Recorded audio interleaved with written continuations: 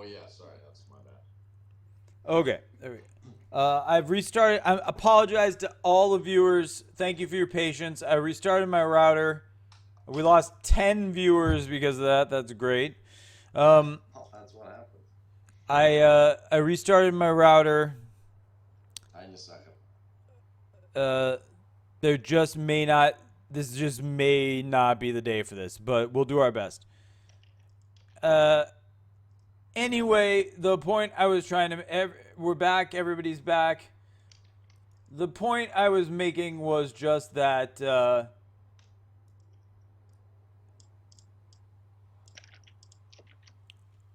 when you're deciding who, what games to support, and where to put your entertainment dollars, the way those businesses treat their customers should matter to you. Like Walmart has the cheapest prices. They also have the worst customer service you could possibly imagine. Um, so the only things I buy at Walmart are like boxes of wood matches that cost 88 cents a piece because I can't find these anywhere else and I don't have to talk to anyone at Walmart to get the 88-cent box of matches. Your metaphor's gone too far, my friend. Okay, I accept that.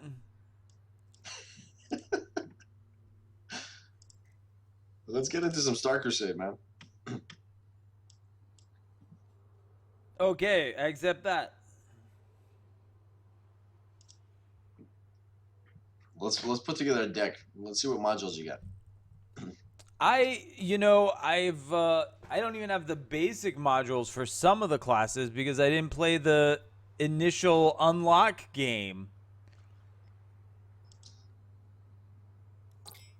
What do you mean? You don't have all the factions ranked up? I mean, leveled up? I do, but they didn't remember originally it didn't unlock them. Oh, let's check it again. So look here, Terran, I have only rally. I don't have the Oh, so you don't have the. Oh, you don't have the second one? Huh. How about the other ones? yeah, same with hierarchy. I have this Paragon and only nanite conversion. Same with Shanti. Uh That's. Oh, you need to play a game. That's what it is. You need to win one game or play one game or something like that. yeah, yeah. That's what it is. Then it's gonna unlock the second base one. Well, let's. What do you got? I have the Hadger Gog ones unlocked. I have my favorite Hadger Gog deck that apparently is no longer very good, but Well, yeah, things have changed a little bit. Yeah, you do have to play one game with them in order for it to open up. So that's what it is. okay. Well, what would be something competitive? Uh, we're gonna play some exhibition games. What you chat? What sort of deck should I play to defeat First Officer and set him in his proper place and adjust his ego?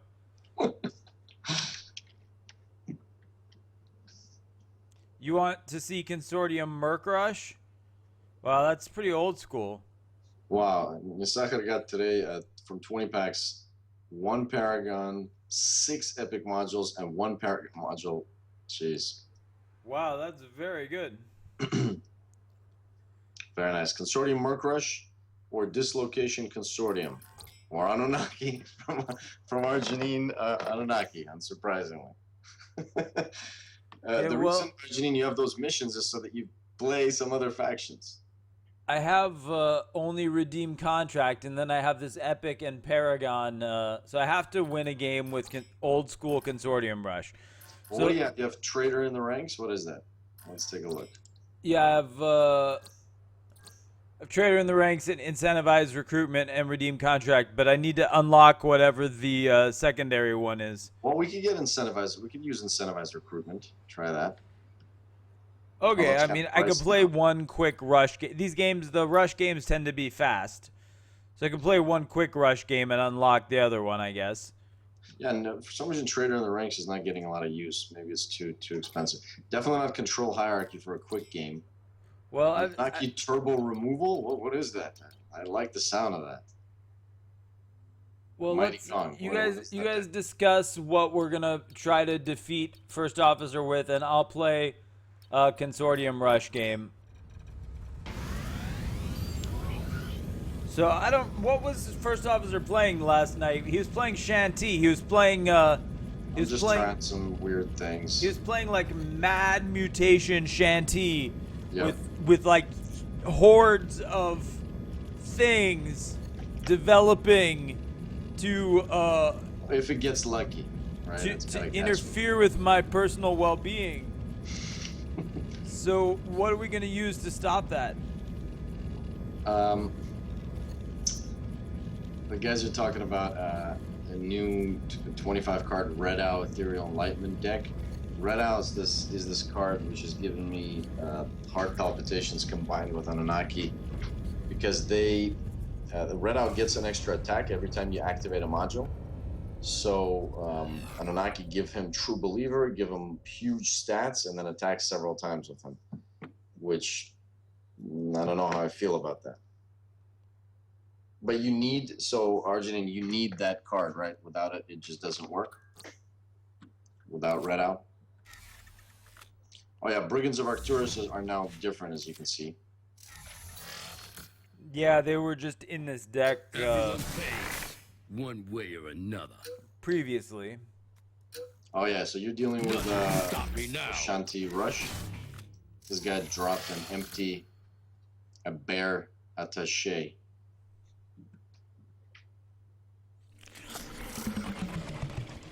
You know, I'm gonna see if I can pull some of the questions that Arginine asked about. You can also drop some lore in the chat today. Because we've completed all the unit lore. I like lore. Does anybody else here like lore? I I know the guys here Here's definitely how like we do lore. things back home. Homeopathic cyanide.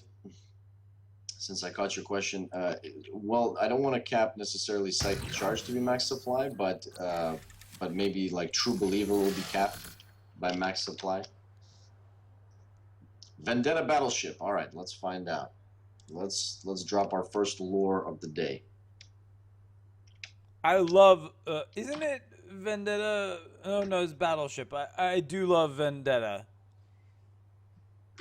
That was the first Paragon I ever crafted. Vendetta.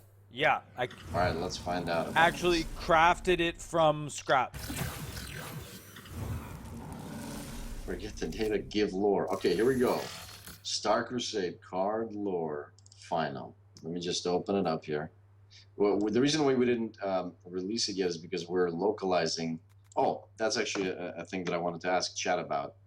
So we're localizing the game to, I think, an additional 6 languages because we need it for release, for iOS release, for Android release, and for full PC release global. So I know, for example, I'm going to come from my German to Arginine. And I know I've got a couple players that I can come for French. But what other languages do we have right now in the chat? Is there a native speakers of any other languages in chat? We're looking for volunteers to donate time to do You localization. don't even do the localization. You just read our localized some examples and just to get a feel for it. Because we'll localize it ourselves because it's a huge amount of work. But we just want to make sure that the guys that are translating are doing a good job.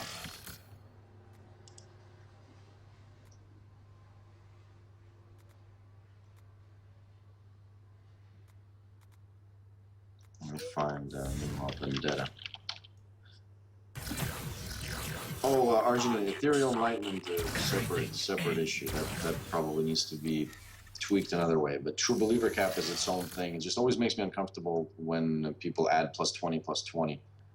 I know that technically that's the opponent's job to make sure that he doesn't let the psychic charge of the opponent build up so high, but still there should be some sort of a cap. Hexacap.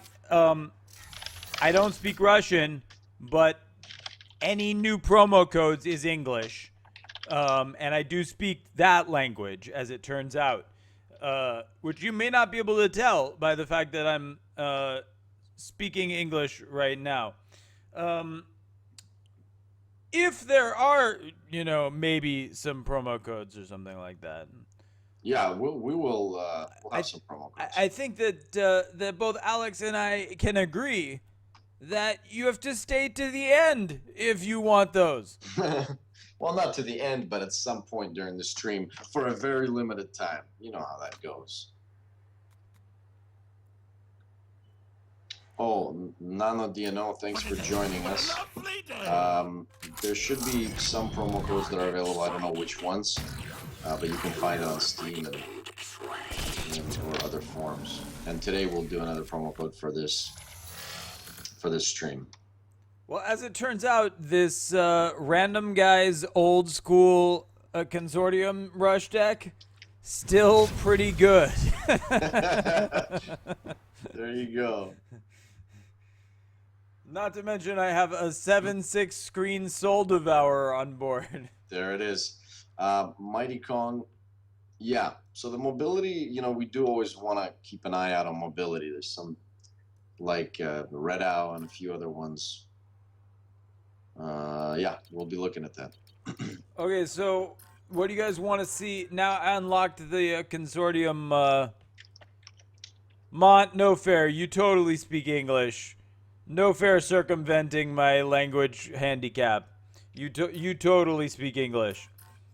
So what do we want to see in this consortium rush deck we're using to beat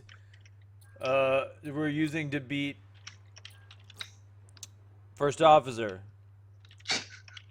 You're not gonna beat me with that, Chess. Oh, those are big words. Those are big words. I'm not even playing with my tier 1 decks. Come on, buddy. We're just having a good time right now. All right, here it is.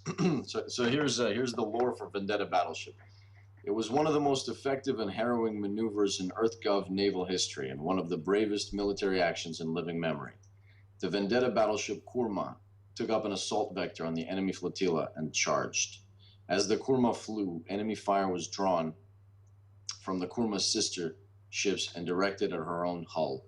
It took nearly half an hour for the Kurma to be destroyed, but in so doing, she disabled 5 enemy ships, destroyed 2, and helped the entire flotilla escape. Captain Coombs addressing a memorial gathering on the 3rd anniversary of the Kurma's destruction. There you have it.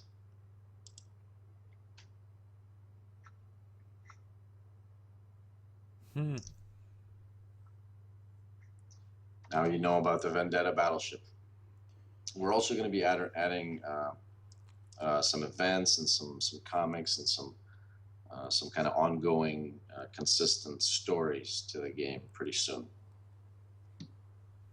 Yeah, that would be cool. That was one thing game I used to participate in, Infinity Wars, which is no threat to anyone now. One of the cool things they had was a lore that was continued from each set of cards. That each release they did furthered this ongoing story, and that I think people really got into that a lot. Yeah, that's definitely we want to go that route for sure. So who's the one who asked who asked for Consortium Rush? What are we playing here? Somebody, come on, What do you have? I mean, incentivized recruitment is probably not good for. So you can go trader in the ranks, or you can go hit and run tactics. In the modules. Yeah. If it works, it works. Let's see what else we can add there. Hit and run tactics is always good. Trader in the ranks, we could try it. Are you using the mercs for 2? The basic mercs for 2? Yeah. Okay. Oh, you taking stuff out. What's going on? Well, this was like, I don't know what was in this deck. There was the base deck. Oh, that's the base. I thought you were editing your consort. No, it's supposed to be an empty deck. I hit base by accident. Oh, okay, all right. So just go put in trader in the ranks, Yeah, then go to cards and see what we got. we've got everything. We Oh basically, yeah, right. You do. You have everything. You might not have some of the new cards though. I have most of them. There's a few cards I only have singles of, but mostly I have everything. I've probably one of the most complete collections in Star Crusade. Well, then, yeah, that explains why you're missing all those modules. But you go fusion mode, and let's see what you're missing, if anything. I don't have Voodoo. I don't have Material Defender, and that's it. You got a ton of scrap though. Loaded on scrap. Scrap loaded. Of course I am. I'm a wealthy man, Alex. Get that.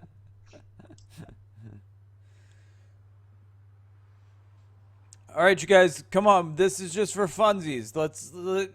I don't have to win. Let's just. I mean, I can throw together the same deck I was just playing. Play some Syndicate Collectors. We'll play some Protective Services. We'll play some Privateer Raid. Play some. I like Displacer Cannon. I like Double Retainer. I like Eridani Guards. I like. I don't like Shadow Operative.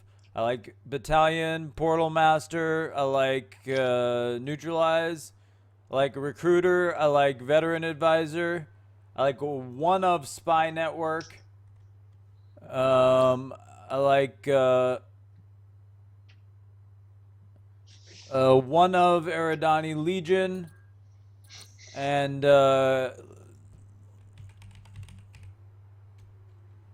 why is searching neutral for mercenary creating a non-existent state? What? Look, I try to type mercenary in here in search, and I can't have that. It won't let me have that. I don't know actually. Soul Devourer. Mercenary. It's not my spelling.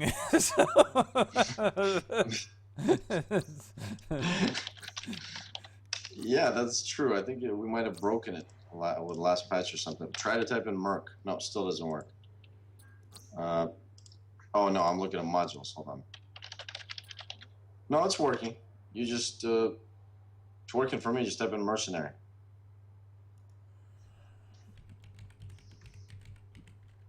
Oh, I didn't. It doesn't take partial input.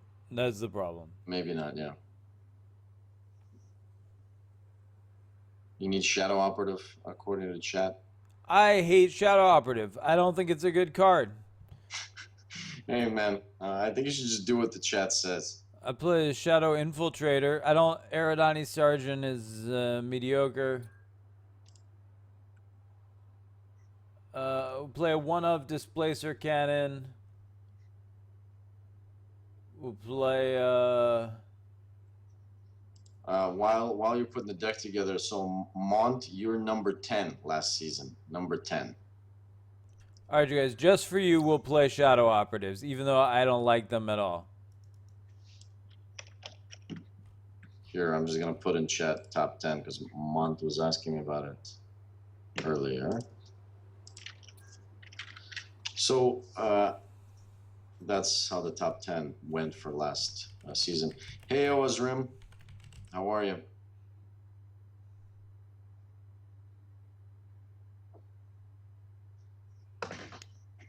You want 25 card deck? Well, what would we cut? We'd cut the Legion. We'd cut the we cut one Neutralize, one Advisor, one Raiders, and one I'm doing well, Ozrim. Thank you very much, sir. I got your email. Thanks, by the way. So we'll talk about that. We'll set something up. And we'll cut the spy network. And a 25 card deck, what do you need the spy network for? Okay, we'll do it 25 cards like this. That'll be the deck. Mighty Kong, did Julia put you out of top 100 last season? I will make sure to talk to her about it. What? If that's what happened.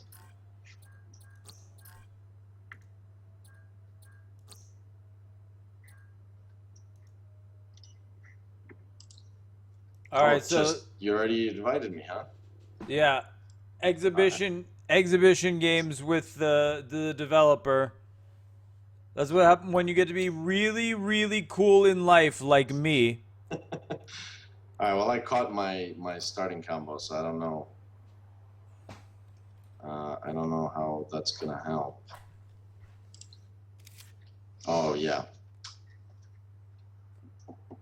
So one of the modules that I've got here is natural selection. If you control 3 or more aberrations, one of them mutates at the end of turn, and that's what I'm gonna try to do. Okay, what do my modules do? Trader in the ranks, target unit gains attacked with this unit costs 1 credit. Okay. That's just because you didn't have any other real modules, so we'll just put that one in there. Homeopathic Cyanide was asking about review of raid draws. Some decks seem to get multiple Paragons, others get none. Played against a raid deck yesterday that had 2 Titans and an Aetho. That's unfortunate. That's the way it is. We're going to be redoing raid in its entirety. We're going to be adding a lot of fun stuff like choosing your modules, maybe updating your cards as you go. So it's still the case there are no modules in raid at all right now? You just use your base module, but we're working on that. That's one of the things that we're working on.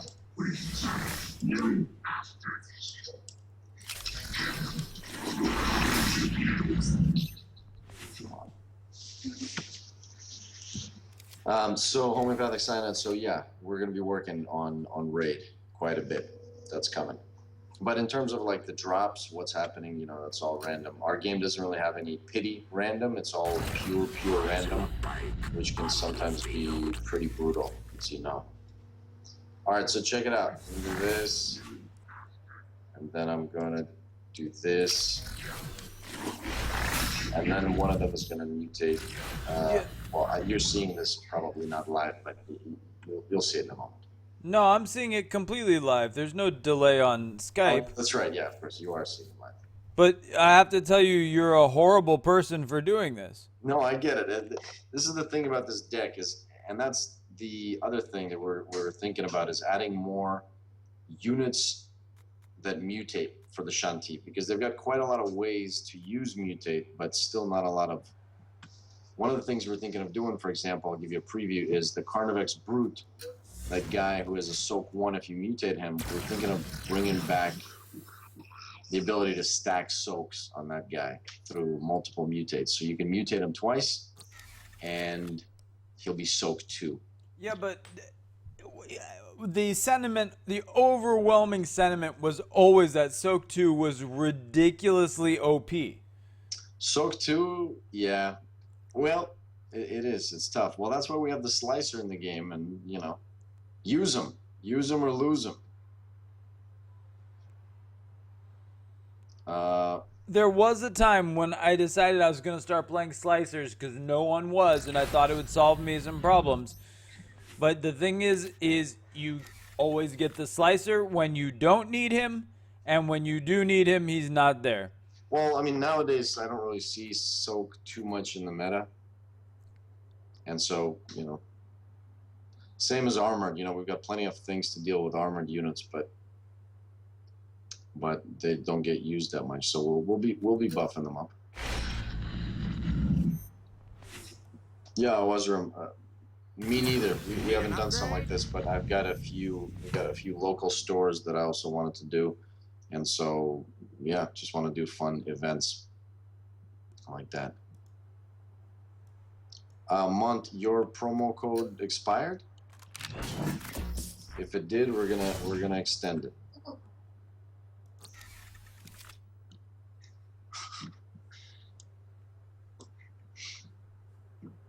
Well, I wasn't looking at what you were doing, Chess, but that's not too bad over there.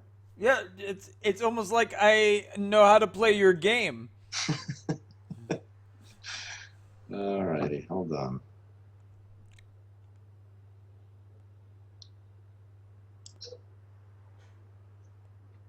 Hmm. You hear that, guys? The developer complimented me that I'm doing not too bad against him. Not too bad. Alright, come on, mutate. There it is. Wouldn't you take that as a huge compliment? I know I certainly do. Yeah, the Liberator, I like that, Arginine. I want to do a deck with the Trans Projector that takes over pacified units combined with the Liberator. All right, Bin Pack, congratulations on your first Paragon, my friend. What was it?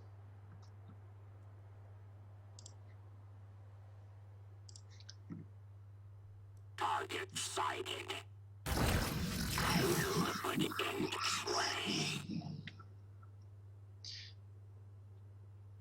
So Mighty Kong was asking about why Paragon modules cost so much to craft in comparison to regular Paragons. So they cost 750 versus 500, but they actually give you more scrap back. I think they give you 240 or 250 or something like that. And the reason is because modules just have a bigger impact on the game because they're always with you. That's one of the things that makes us really carefully look over the modules, and we're going to continue to balance them out because we don't want these to be just auto press, right? We need them to have strategy behind them and thought and preparation. It can't just be that you bring this module along and then you just press it every single turn. And if that's the case right now with some modules, then they're not as good as they need to be. All righty. Should I waste some stuff? How have you just been killing these? Fear me. All right, so I Well, used my Alex, spontaneous it's replication. this little-known thing called skill. Well, you're running out of cards, so I don't think your skill will help you here, sir.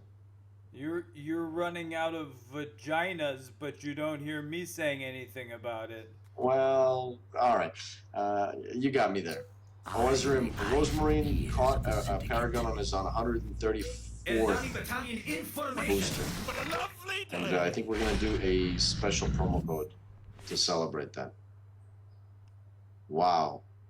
I mean, the Consortium rush is definitely unpleasant.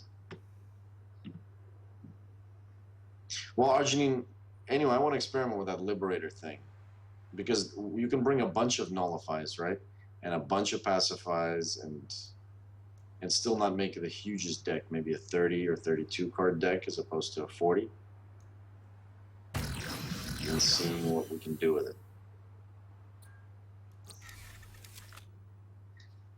Rosemarine is here? No, if Rosemarine was here, we would do a special promo code. But he's not. So what did he do that we're celebrating? He finally got a Paragon from a booster pack. Oh, after 4 months of playing the game? No. I think he had it before, but the last 133 boosters, he did not get it, according to him. Well, that is horrible stats. Yeah. There's a new card, Double Agent. So I'm going to throw out a card that I didn't need and draw another one. Yeah, I saw that card when I was opening packs the other day. Got the exact same one. She's like the financier's sister. Oh, yeah. She definitely is. Apparently, big boobies run in their family. Perhaps. All right, well, you're out of cards. The concede button can be found under the settings in the bottom right.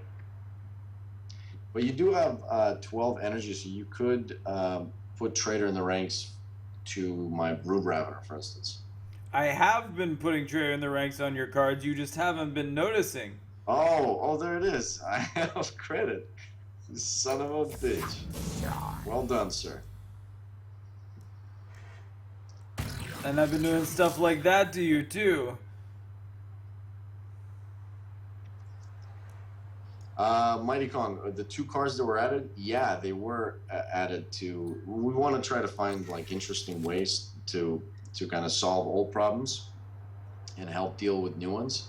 So like this, the lady, the double agent, I think is just a cool mechanic, but it also helps with subverted mercs that are in your hand, right? You can now throw them out because you get them, and then she comes in, you throw it out, and you get a good card in it instead, which I think is cool.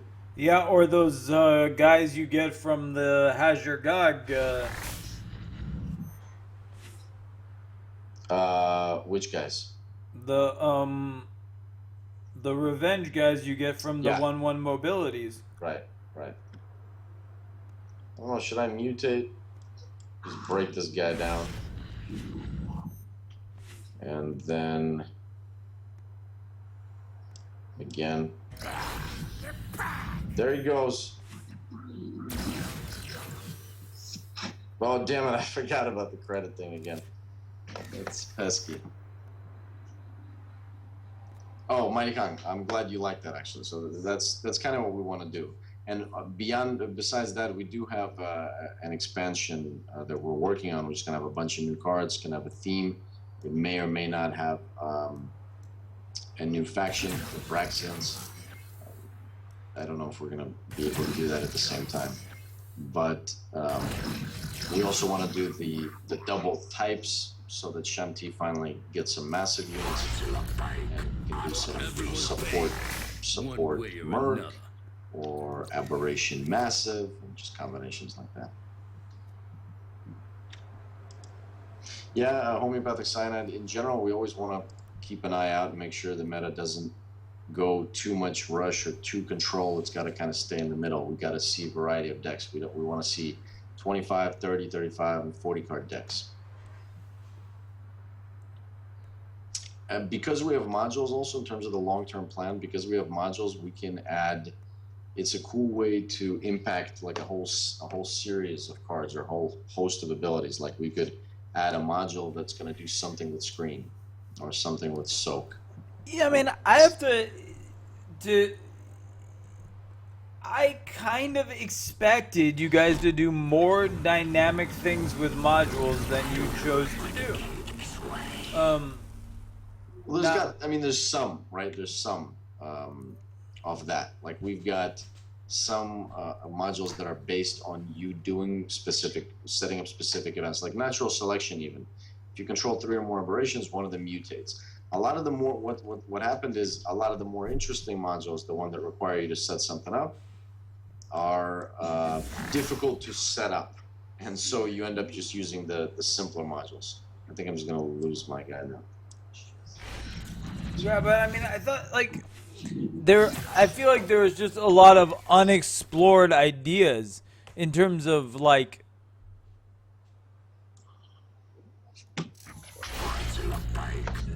there's the opportunity to do some very unusual things. Yeah, and this is not the end; it's the beginning. So we've got plenty of other thoughts. Yeah, Arjun, control versus control is fun, but it kind of gets, it gets exhausting. It's like a marathon. An average match of Star Crusade is 6 minutes, and the control versus control can be like 20 minutes. Yeah, that's one thing Spellweaver chose to do is put an absolute time limit on every match. Mm-hmm. Like chess. Each player has 15 minutes to complete their game, no matter what. And if you can just straight lose on time. Yeah. Well, I mean, we're gonna adjust the timer in some way, so. I'm not saying that that's desirable in a CCG, because it's in some ways that flies in the face of what a CCG is. But it's an interesting thing they chose to do. So we're gonna do adjustable timer. It's gonna allow you several times in the game to basically extend your time, but not all the time, because the 2-minute timer is too long on average. Although a lot of the times you do need the time. Arginine, I know you're gonna say that you need the time. I need the time too, so I know what you mean. especially late game, the interactions get pretty complex with a bunch of units out and like 8 cards in your hand, 8 cards in your opponent's hand. It can get pretty intense. All right, so just this, and there's the genetic trigger with energy. Are you criticizing my play, Tosori? No. I don't my You should've ego gotten face.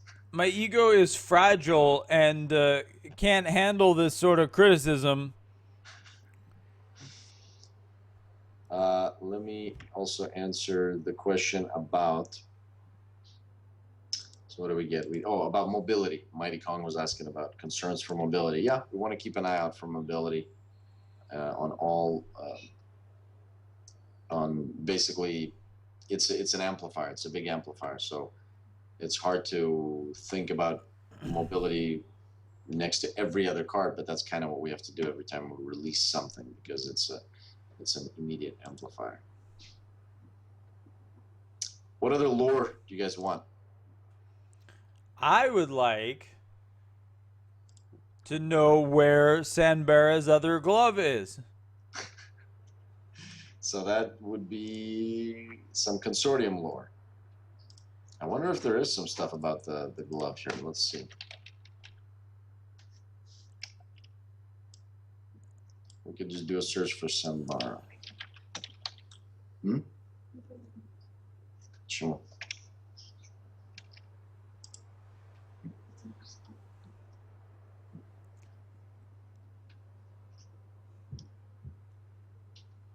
Like maybe the lore is that Sanbara has psoriasis on his left palm and the glove chafes. It's very anticlimactic lore there, Chess. Yeah, this is why you guys should hire me to write this stuff.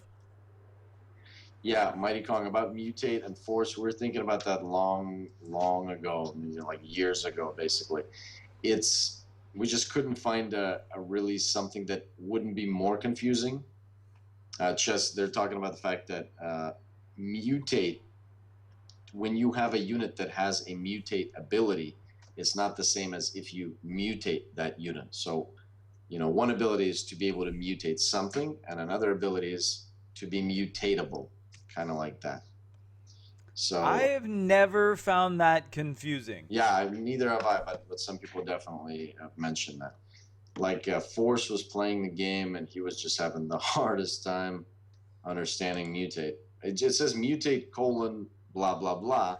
Yeah, but there's only one way to mutate anything. Just mutate it. Like there's only one mutate effect. So I don't understand the confusion, but okay. And Mighty Kong was also saying about activate that it's better. It could be a better sounding keyword, maybe. I do think activate is. Activate really is what they call in Magic the Gathering enter the board effect, and that is the clearest expression of that is enter the board effect. Now, you don't want to say enter the board effect because that takes way too much space on a card. But that is what activate means, and something closer to enter the board effect would be simpler, yeah. Yeah, so we need to still think about that.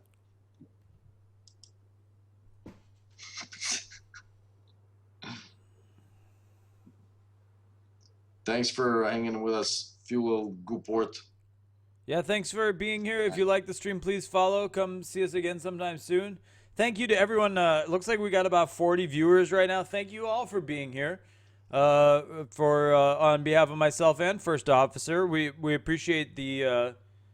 We would be doing this for 10 people because we like talking to each other and we like talking about the game. But it's great that there's this level of interest and it makes it more worthwhile. It encourages us to want to do these more in the future.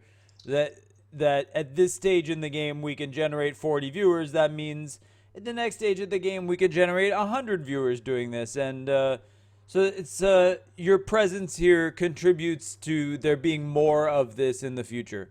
Definitely, guys. Yeah, thank you for being here. Is there any questions that maybe any new players have? If there are any new players among us. Yeah, I don't know if you need to excuse yourself, Alex. We've been doing this about an hour. I'm gonna put on a cup of coffee and use the restroom. You're welcome to continue answering questions or to take a 5-minute yourself. I'll stick around. Okay, you guys chat with Alex. I'll be back in just a moment. All right, thanks, Jess. Thank you very much, Bimpak. Thank you very much. Yeah, it's it's early access. The community is still pretty small, so we want to talk with everybody while we still can. When things get larger, it's going to be difficult to get a word in with pretty much everyone.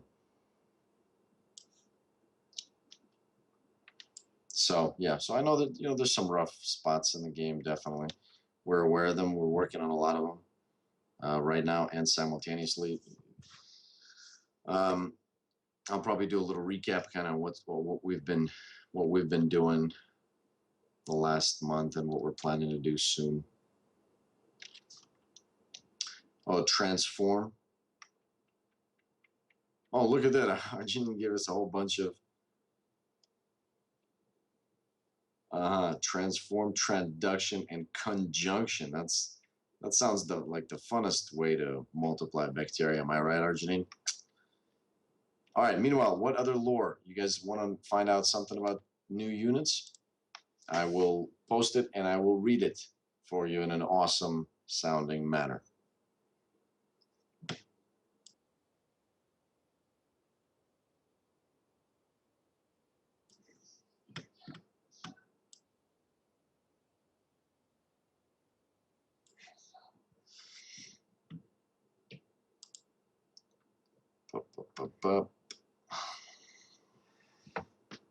Oh, yeah.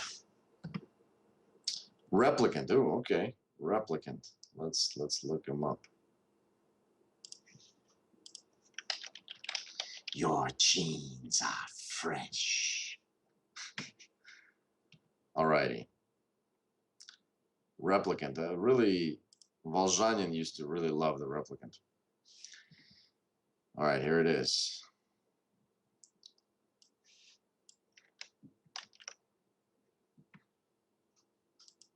Slayer Life asking, are you planning to introduce a burn poison keyword? You talking about an ability that does damage over time, so does damage every turn? If so, yeah, we're thinking about it. And let me actually pull up these abilities. I've already got Replicant pulled up, so we've got that ready. But I want to pull up some of these abilities that we want to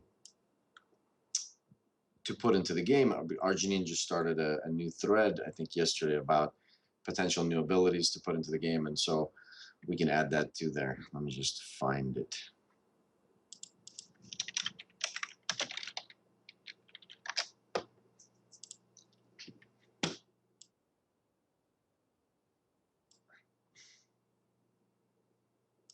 So we were thinking of doing a unit for Shanti that you mutate it to give it screen or shield. So it can either have shield or screen. So each time you mutate it, it swaps. I'm back. I know you missed me. Hey, Chess. Yeah, I'm just talking about some new abilities that we wanted to put into the game. Some new gameplay stuff. I have once you address that, I got a couple topics to bring up.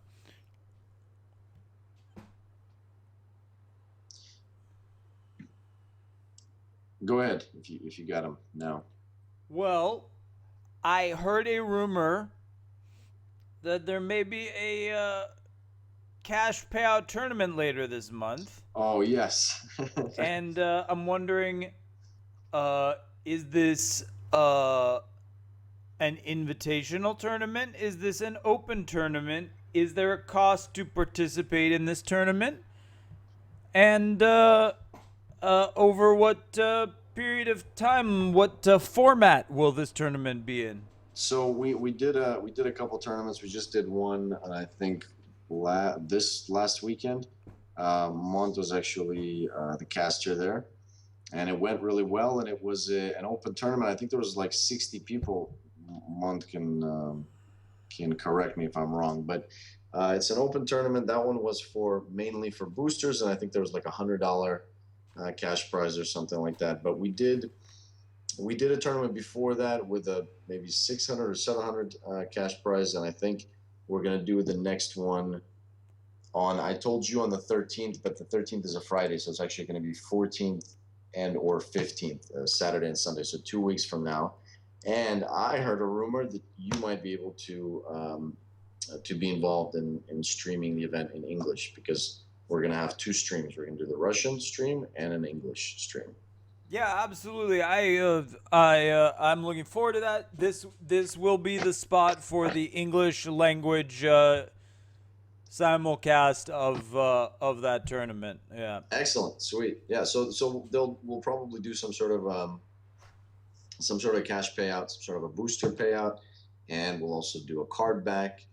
I know the guys in the last tournament got a pretty sweet card back, or maybe they didn't quite get it yet. I don't know if it was already transferred over, but I know there was a good one. So is this invitational or open entry? I think it's going to be open. And is there a fee? Is there a gold fee or? No. That one's just, I think it's just first come, first serve. So if you can get into the tournament, you're in. Going forward, we definitely want to do invitationals, and we're working on our, full-on tournament system within the game. But while that's not out, we're going to be using just outside help to, to set up the schedule and the matchups and all of that. But we definitely want to keep doing tournaments. Tournaments are fun, and two things I want to do. I definitely want to keep doing tournaments and developing that functionality. And the second thing, I want more people to play ranked. So I'm going to maybe put in some fun rewards this season and write more often about them on the news updates, because usually we announce the rewards a few days in advance. Even though they're almost always the same, people for some reason, they just anyway. It's my fault for not announcing the rewards sooner. So I'll actually announce something today in the game, and on Steam we'll write some basic rewards so people can continue to get into ranked mode. So to enter the tournament, we're going to post about that hopefully this week.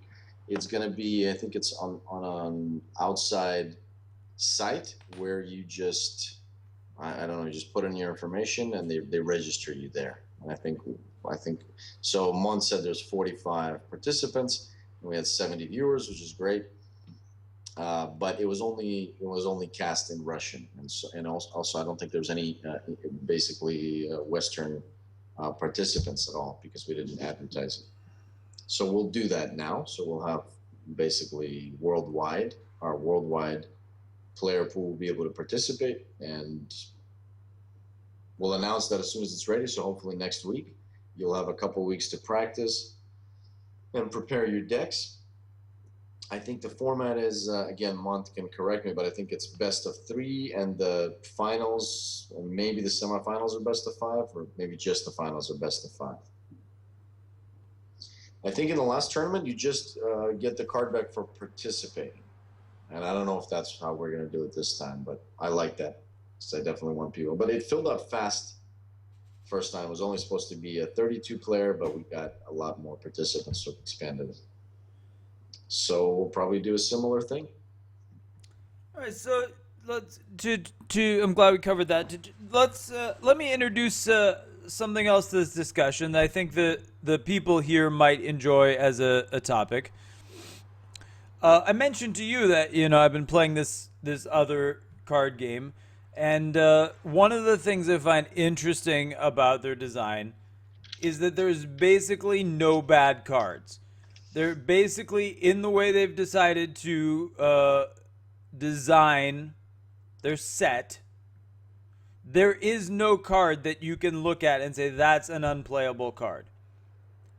Now, I bet you if the 40 of us sit here, which we don't have time to do, But I bet you if we flip through the 400 Star Crusade cards, we could identify some unplayable cards right now.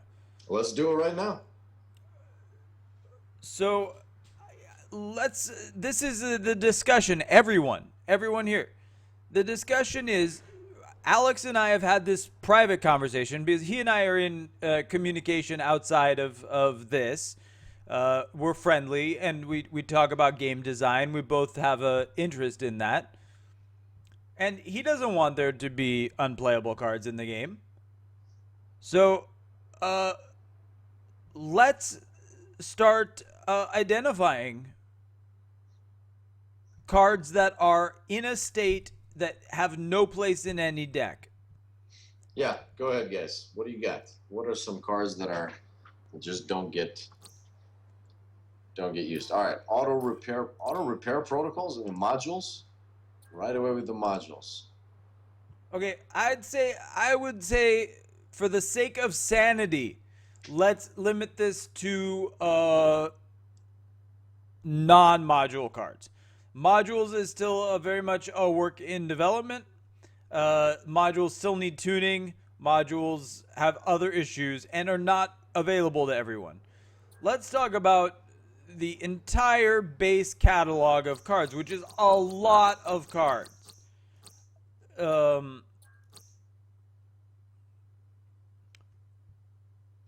Okay, Precognition and Persuade. I have to agree with Arcanine. These have, since the beginning, been almost useless cards. All right, let's take a look. Precognition. Let's bring it up. Precognition. Look at the tactic cards in your opponent's hand. Pick one to copy. Really, this is a useless cards. All right, OS Ring, Mighty Kong, welcome. Well, make sure you sign up in the tournament when we release that. Arcanine and I have had this discussion over months, actually. He and I have talked about it numerous times, and we both agree that there's no reason to ever play either card.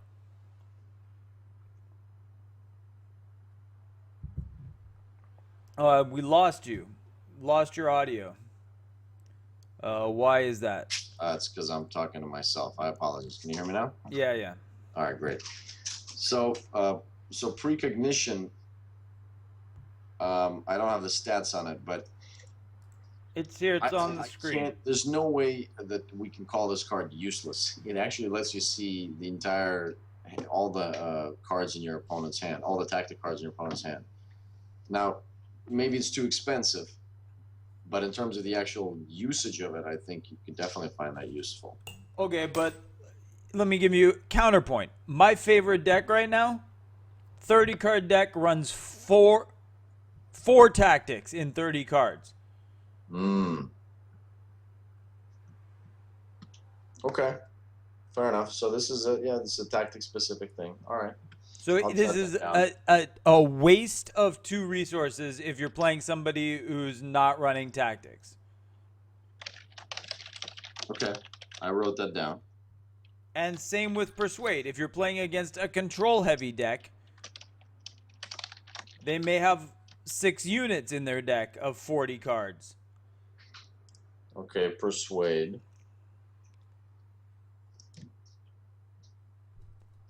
Well, we could if that's according to stats, that's not powerful enough. We could actually change the stats of these units.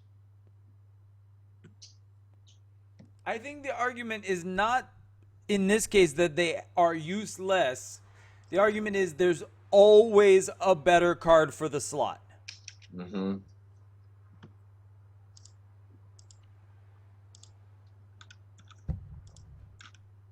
So Pheomit would like to submit that Dormant Pathogen is a non-playable card. Well, you can combo Dormant Pathogen with Liquefy, and liquefy anything, right? That's one. And 2, it can, now that you have multiple ways to mutate, it could actually become viable to deal extra damage.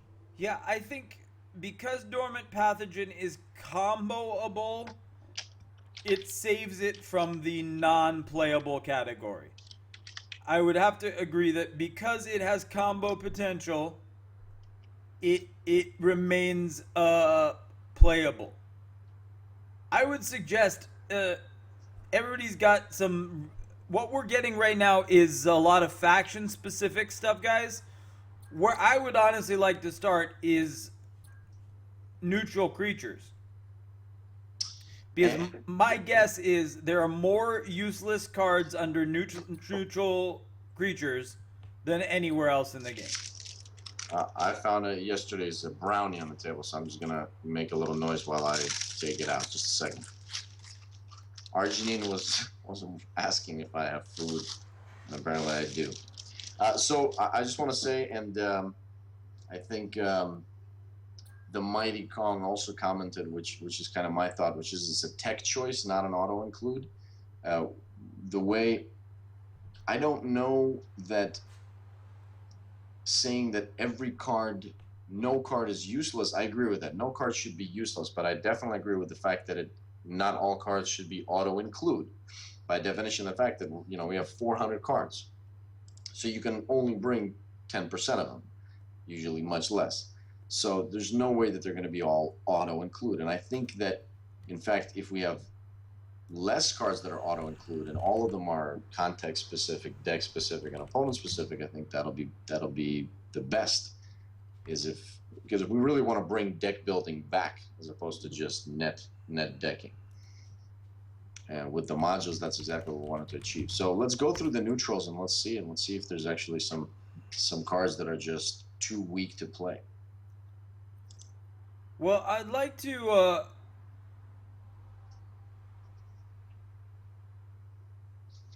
I'm trying to find an article. There is an article on Star City Games, which is where a lot of influential Magic the Gathering people write articles.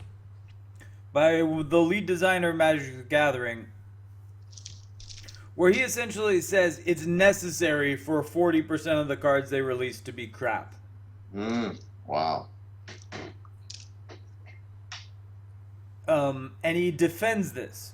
I can't find the article right this moment. It is on Star City Games. And he basically says that to expect every card to be playable is not... Well, expect every card to be playable in certain conditions. Right? The whole beauty to me of card games is to figure out which deck will have the best chance of winning versus all the other decks that are out there. And this gets more fun when there's a large variety of decks out there. And with our multiple size decks, that's kind of what we wanted to do. We want to make sure that you're always facing different types of opponents. And we're not quite there yet.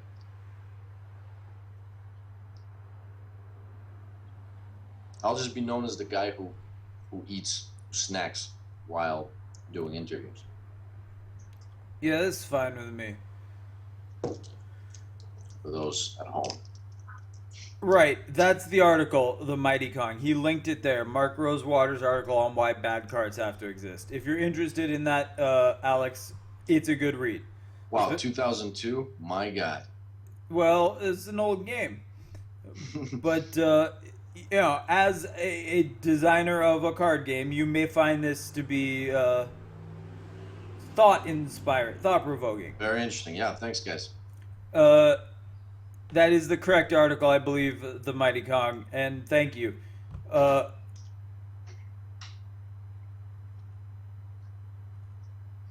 many cards are in Magic right now? So many. I mean... But the thing, nobody, it's all, whenever anybody plays, it's just, what is it, current season, last 3 releases or something like that? Standard or what have you? Over 10,000, Jesus.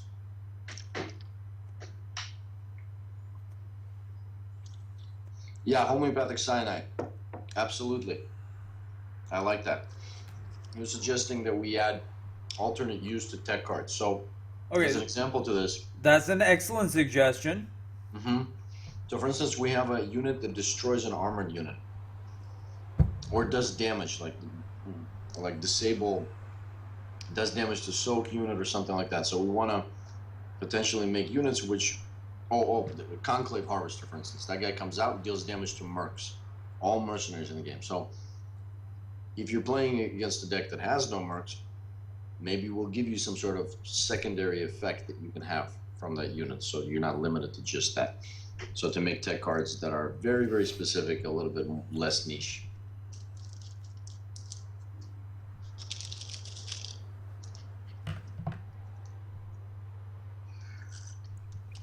I The mean, mining complex got a lot of use by the Terrans when the modules came out, RG. the other advantage to creating these dual use cards is you allow flexibility to the meta. And I think anyone who plays CCGs can agree that stale meta is the worst thing that can happen. Mm-hmm. Uh, Hearthstone, I don't really like the new set of Hearthstone cards, but to Blizzard's credit, they just forced a meta shift in their game for the first time in its history, and that's very important. Um, and when I played Infinity Wars, there was a deck for a long time that was objectively the best deck you could play. That's terrible. That should not happen. All the top players agreed this was the best deck. And the top matches became about who could make single tech changes to this deck to win the mirror match. Right. Wow. That's definitely what we want to avoid. So remember, we're still working on our deck sharing. You're going to be able to, publish your decks and then import them and share with friends, etc. And hopefully that'll start more conversation about the different decks. And one of the things that we look at with the balance is making sure that a lot of different modules, a lot of different cards are used, a lot of different factions are being played, number of cards in the deck. So we're keeping an eye on all that. We can't always control it as well as we'd like, but that is our focus, and I promise you that that's the thing that we're going to be working on hard. Hey Alex, do you play rhythm or lead? I mean, I can do either in a medium quality. I usually play by myself, so I usually just do rhythm and sing. Yeah, me too. So, Well, I thought maybe because there's so electric, little classical. there's so little delay on Skype. I thought maybe we could do 5 minutes of blues in A. We could, but I want to put my good mic, test it out. That sounds like fun. I'm always down for blues. Yeah, I just thought might be something a little different for the audience. I mean, obviously we could do this anytime.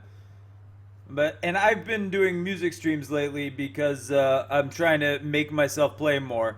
And I'm primarily a rhythm singer myself. But I also am a medium lead player, and trading off in blues is a old school kind of thing. Yeah, that's fun. I thought it might be novel. You have an electric guitar, or which one? I play acoustic. I own an electric. I have a Telecaster, but I almost only play acoustic. Cool. Yeah, I mostly play my classical. The other classical, not this one.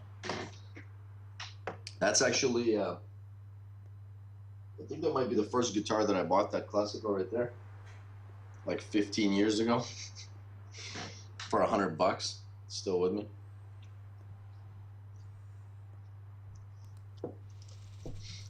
Fleet Beacon, I think, is very powerful. We buffed the hell out of it, so it should be strong now. Um, I think Mighty Kong, or who asked about Mind Anchor? I think Mighty Kong asked about Mind Anchor. So, and we didn't really finish the conversation about underpowered cards, but the thing about them, I'll tell you, is that we are going to keep an eye on them through statistics, and we're going to buff the ones that are not strong enough. Specifically, obviously, neutral cards have to really be balanced. The faction-specific cards, a lot of them can be a little bit stronger than neutral because they're faction-specific, so they're only to one faction. But we'll be keeping an eye on them as well. Yeah, and there are cards that people like. I will. This is open for anyone who wants to debate me on this is welcome. But there was a point in time where no one played Vengeful Outcast, and still almost no one plays Vengeful Outcast. And I said to myself, this card could be amazing, and I'm gonna build a deck around Vengeful Outcast, and it's still incredibly effective, even though it's probably statistically underused card. There are cards that you need to look at the entirety of the faction design in order to assess the value of that card. Yes, definitely.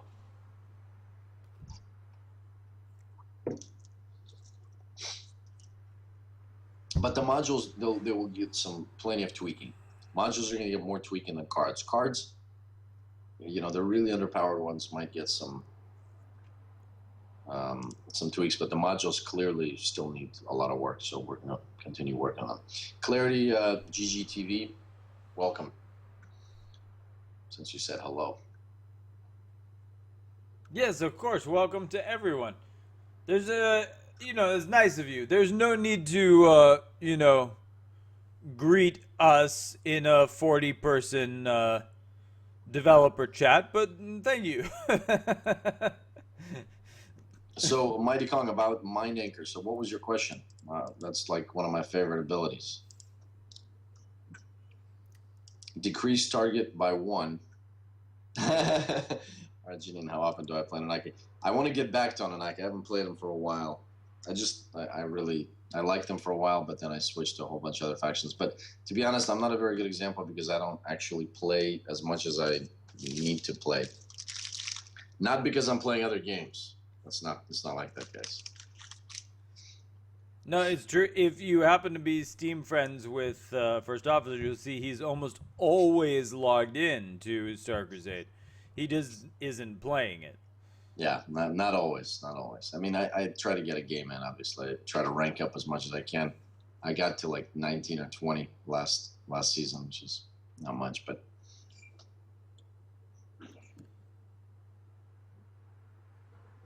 So,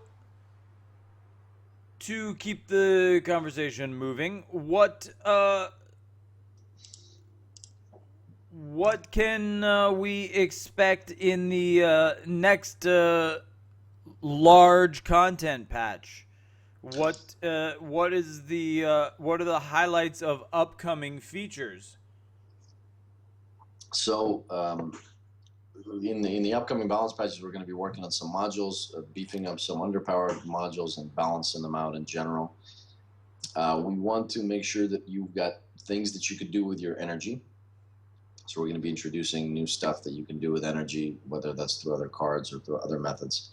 If you recall, we were planning to add, and we actually had ready, this concept of passive commander abilities that get activated when you reach a certain level of energy. So for instance, when you reach 15, 25, and 40, or 10, 25, and 40 energy, you get these passive perks, and you'll know when they activate, because you need to reach and keep 15 or 10 in order to get the first one, 25 to get the second one, and 40 to get the third one, or something around that. That's and interesting. Each faction has their own. Yeah, like threshold abilities. Yeah, and that'll give you another reason to amass energy and to hold on to it, not spend it. Because a lot of times you end up going to late game and you have energy and you still don't really have much to spend it on. And that will be what you can use it on. So you can choose to keep the energy, get your passive ability, and hold on to that energy, not spend it, so that you can get the awesome effect of whatever that passive ability is. Just to address Alcolito's Lieutenant was the topic of discussion for a long time. It was nerfed. It is still the permanent firepower is still very strong, but Lieutenant is. If you saw Lieutenant 2 months ago, you would be more concerned. It has been made significantly less powerful than it once was. So yeah, Lieutenant. I mean, Alcalitos is asking about permanent buffs with no drawbacks not being good for the game. I'm not sure. I'm not sure. I mean, I'd love to listen to an argument of that or have a discussion about it, but I think that has a place in the game. Maybe not every card should have that ability, but I think. Oh, and apparently you can negate it with Deadeye, which is awesome. I forgot about that. Yeah, so you can actually attack the commander and remove the permanent firepower, which is great. There is no question that Lieutenant is a linchpin of a firepower deck, but because of the design of the game, you can only have 2 of them, and there are so many potential ways to gain firepower, especially now with the modules, that I don't. That 1 point of firepower is not actually significant. Well, but the question is for a larger thing like permanent buffs, yay or nay, and I think that carefully instituted in the game, it can be good. Well, yeah, I mean, what constitutes a permanent buff, right? Hearthstone just introduced this whole Cthulhu thing, right? Where you have this non-existent creature that may be in your hand, maybe in your deck, maybe anywhere, and can receive infinite amounts of buffing prior to ever entering the game. I mean, how does compare that to 1 permanent firepower? It's I think we're talking about pretty minor.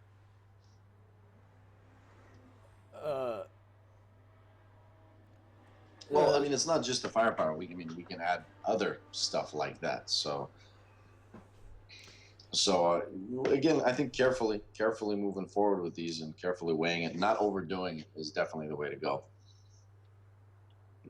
And the guys are talking about the Mighty Kong is talking about how his board is full of 0 attack units. We're playing against the Anunnaki, who zero them out basically. I mean, I like that a lot. So I like matches where you have to think. Even if you're playing Rush or whatever, you just have to think. So when you're playing against Anunnaki, who's going to zero you out, you have to not play your 1 attack unit unless you have a way of then bringing him back or doing something, or even 2 attack units. You have to play differently. So if you're playing against Anunnaki, I think it's the most fun to try to play against Anunnaki, and he's going to lower my attack, and I'm just not going to play units. I'm going to pass turns with 6 supply left, 5 supply left. I'll just pass the turn. Well, let me remind you that when this started, I said to you, "Hey, Alex, this is broken," and Right. you said, "No, let me prove to you that it's not broken." And the only reason you succeeded in proving to me it's not broken is that I was terrible at playing this kind of deck. Well, I mean, that one game isn't going to prove anything anyway. No, I'm not in Mighty Kong. So I'm not necessarily saying you should not play any cards, but I'm saying that you should adjust your deck in such a way where it makes, if you're expecting this, you maybe you need to grab some, get some better cards in your hand before you make the moves, and I think that's okay. I'm not saying that's always going to be the best thing to do, but for me, it's sometimes fun also. It's like when you're playing against a hierarchy who has a fusion bomb, you have a bunch of units in your hand. Are you going to go and put them all out? No, you're going to pass the turn also because you know he's got the fusion bomb, and you need to bait it out, etc. So, yeah, I think the point is it's not always the same thing. You're playing against different factions. You should be playing in a different manner. I think that's I okay. still would say there's something distinctly unfun about a faction that can neutralize everything you've put on the board. Not Like, everything. Well, we're talking about it as if Anunnaki are these OP monsters, but in reality, right now, they're not. So, you know, they're being beaten. They can be destroyed also. Um, so I don't know, but in terms of unfun mechanics, we definitely don't want unfun mechanics in the game in any form.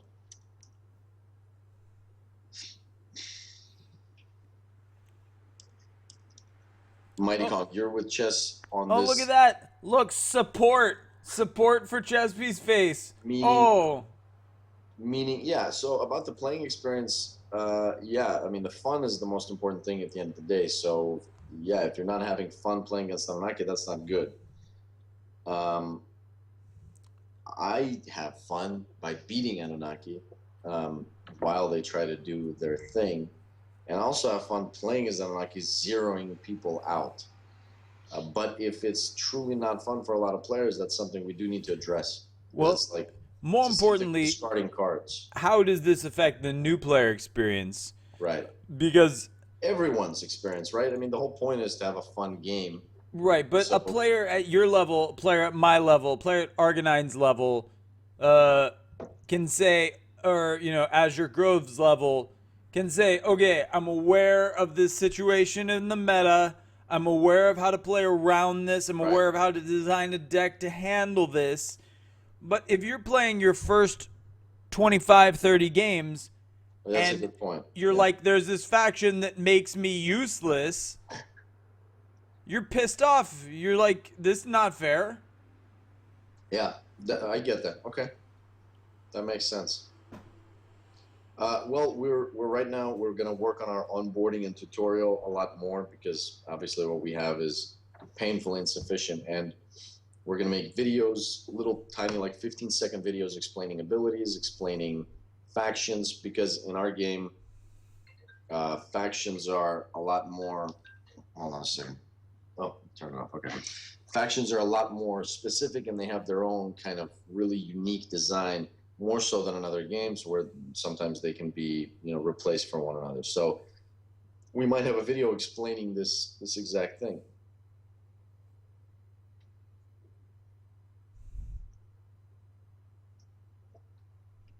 Yeah, I mean it's a difficult balance to try to make sure that the new players are having a good time and they're not just being frustrated, right? You don't want to be frustrated at any point, but at the same time making sure we have depth everywhere.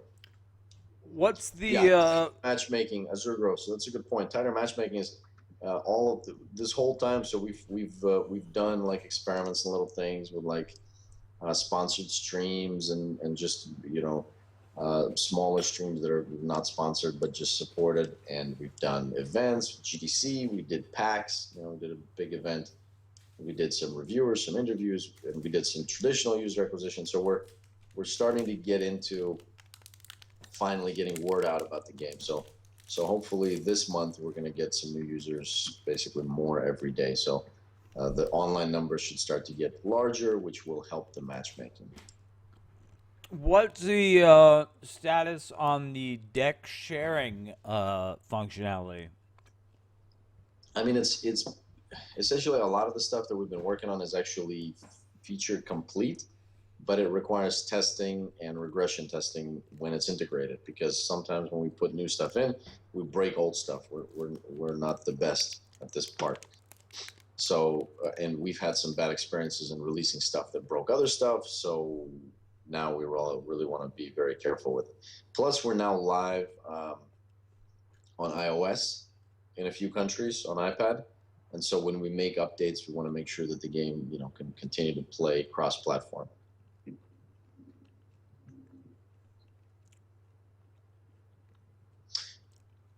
Ironic Statesman said annoying modules overextend and Ethereum Enlightenment. Ethereum Enlightenment will probably figure something about the overextend. Probably also might get changed in some way, but again, for me, it's the same thing as Anunnaki. It's like the condition. If you put a unit on the field, you're going to get a subverted merc. So you need to play around that or deploy smart units. Just take the damage sometimes if you have to.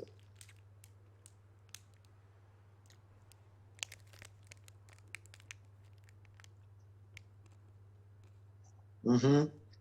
Oh yeah, about that. So I think I mentioned, I answered somewhere in the forums, homeopathic cyanide said that there's 100 people online, only 1 or 2 looking for rank. That's actually not true. So the number looking for ranked is never going to be above 2 because the system, once it's above 2, it automatically matches those people. That's so funny to me. Like, that is a conclusion I came to immediately. Like, that's what happens. Like, if it ever says 3, that's when there's a problem.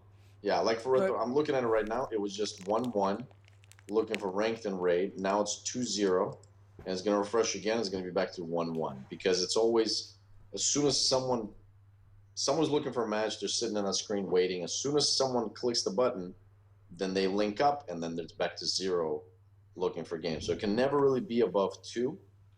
Unless there's a person that like cannot be matched up with the other person, and because of the fact that online numbers are not huge, there it just went from 2 to 1 again. We're not going to get that. So as soon as the online numbers are going to go to 200, 300, 400, which we fully expect to happen this month, the matchmaking is going to get tighter. It's going to be less stomping of newbies, and you're going to see more people. Well, if we fix that feature, you're going to see more people actually looking for a game. But if we don't, you're just going to find better matches anyway. Let me ask you something that if you don't want to answer under these circumstances, I understand. But I think people would want to know.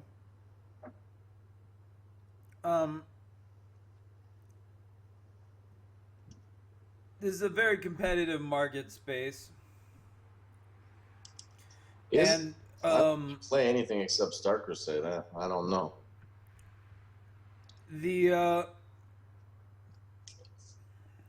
What needs to happen to facilitate the continued development of this game over time? You mean what numbers do we need to hit or something like that?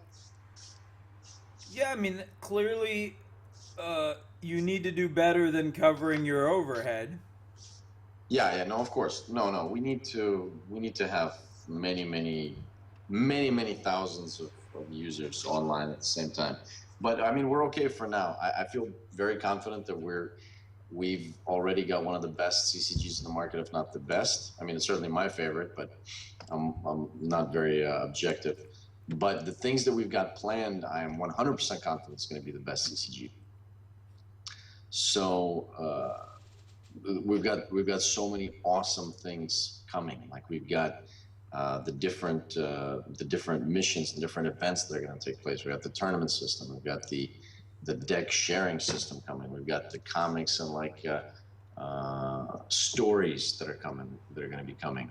We've got evolving storyline that's going to be dependent on what the players do at the conclusion of each event or each season. We've got new expansions, new cars, new mechanics, which I'm going to talk about in a little bit. And we're going to be cross-platform. We're going to be on every platform. Hopefully, we're going to get featured by iOS and Android and eventually Steam and get more recognition, which will allow us to kind of link up all those platforms. And we're the most passionate, I think, about our project. I'm not really concerned about the future of Star Crusade. It's just a matter of getting it all done in a way where our early supporters, like you guys, kind of get to see it develop faster, because it's taken a long time, and I kind of feel bad for the early supporters that they have to deal with this kind of early early stuff. And if you just started the game like in August or something, when it's all going to be polished and relatively bug free on all the platforms working, then you get a different feel for the game. But I certainly appreciate the guys that are here with us since the beginning. That's kind of how we've been able to build the game, and that's the most fun, and that's the only way I want to build the game. So I really appreciate you guys. Mighty Kong was to continue that conversation about like how to design your decks to play versus something like Subverted Mercs. The Consortium or the Anunnaki is to design it to specifically counter one or two mods. Not really, but keep that in mind. Keep that in mind. But you know, like you said, subjective topics and thinking about feelings, even though it's very non-specific, it's hard to pin down. That's actually the most important thing, is how people feel and whether you have fun when playing the game. So we want to gauge that. We want to be as analytical as possible when we do this, so that when you're thinking about it, also it's like, where's your frustration specifically coming from? Try to identify that. And I asked all of our early supporters to do the same thing. So I try to keep an analytical frame of mind and just think about the things that I'm feeling while I'm playing a game. Alcalitos, yeah, the artists are all in-house. They're all art guys. Their names are not in-game because nobody's names are in-game because we don't have really a credits screen yet. It's sort of a low priority for us. But yeah, all of our in-house guys. Homeopathic cyanide, of course, my friend. That's the whole point. Yeah, you're completely welcome. This is you know, for me, the fact that you know, games are a lifelong passion of mine, and for whatever reason, I didn't try to involve myself in game design growing up because I was into the arts. And I was into performing, and I was always very good at math. I took a lot of physics and a lot of high-level mathematics, and I have the right kind of mind for this, but I never pursued it. And it's very pleasurable to me that by as a byproduct of sharing my passion for gaming, I get to have these relationships and have an influence on the development of these games. And who knows where any of this may lead, you know? I mean, I am establishing a resume of credibility for myself. This could lead to my future in actual, you know, game development. Who knows? That's not why I'm doing it today. But I, I, uh, I appreciate that you appreciate it, but I'm getting what I need out of it. Just so you know. Well, as long as you come back and play some matches, Jess, I think we're all going to be very happy. Binpack and Styrian French asking about the spectator in every game. So I think that might be a bug, or what that might be is that it's your opponent who's spectating you in a way, not your actual cards, but he's in the game with you. I think that might be where the bug is coming from. But I think the thing is, I also had the zero sometimes, so to be honest with you, it's such low priority that I didn't really put too much attention into it. But so I can't give you a straight answer. It's just Argonine earlier asked me to ask you: is there a new Varaxian faction coming? Is that something? yeah. We're gonna talk about that in a little bit. I'll pull up some. I'm still can't find my mechanics here that I want to pull up. I'll do that. Alaska is saying I actually discovered your game via Steam. It's really fun. I'm looking forward to a better raid mode because I don't like constructed that much. Alaska, that's great. Glad you discovered the game. May I ask, how did you discover it in Steam? Did it come up in your queue because you like CCGs, or how did you see it?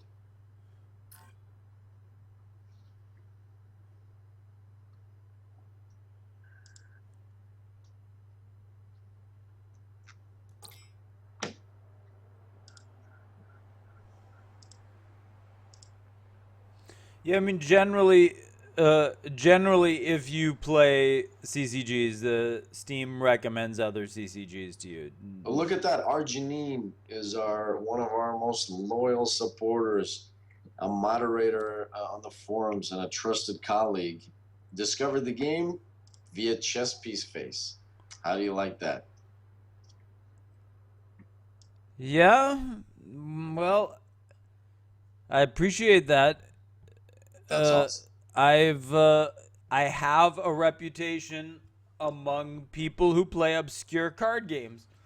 And it's funny, We like are an obscure card game it now. it is kind of strange. I can start up a stream playing a game that is super popular. Like I play Black Desert. There's 7,000 viewers for Black Desert right now. If I start playing, 2 people will watch me. If I load up Spellweaver or Star Crusade, I have 20 viewers in 10 minutes. It's Right. the strange. Like I have a group of followers who are following me to watch obscure card games, and so it's you kind of gotta own your niche, you know. Let's actually give away some boosters because we've been doing this for a while. Like, can we do? Can you do a little like roll giveaway? Maybe 3 boosters.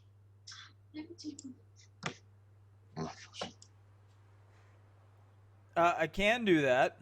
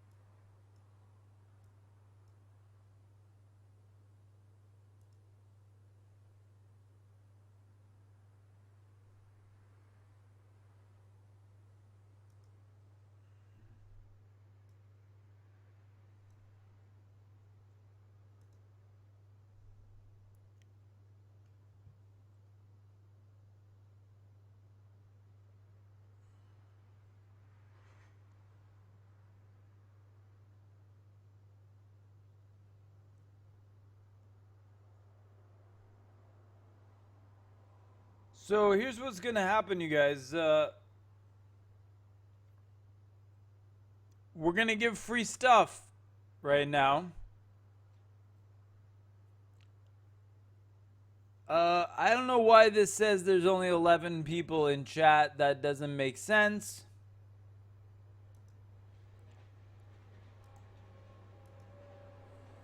Oh yeah, Julia heard about the free boosters and she jumped on the chat suddenly.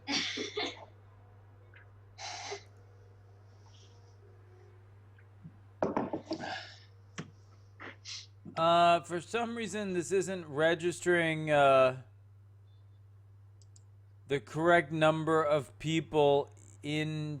Oh, it's only registering people who talk. I see. Okay. So here's the situation. How many giveaways are there gonna be? Let's give away 3 by 3. Okay, so 3 chances to win. Well, what do you guys want? You want boosters? You want scrap? Or do you want credits? Everybody talk so you can actually get into the. Oh, that'll get fixed. Julia wants boosters.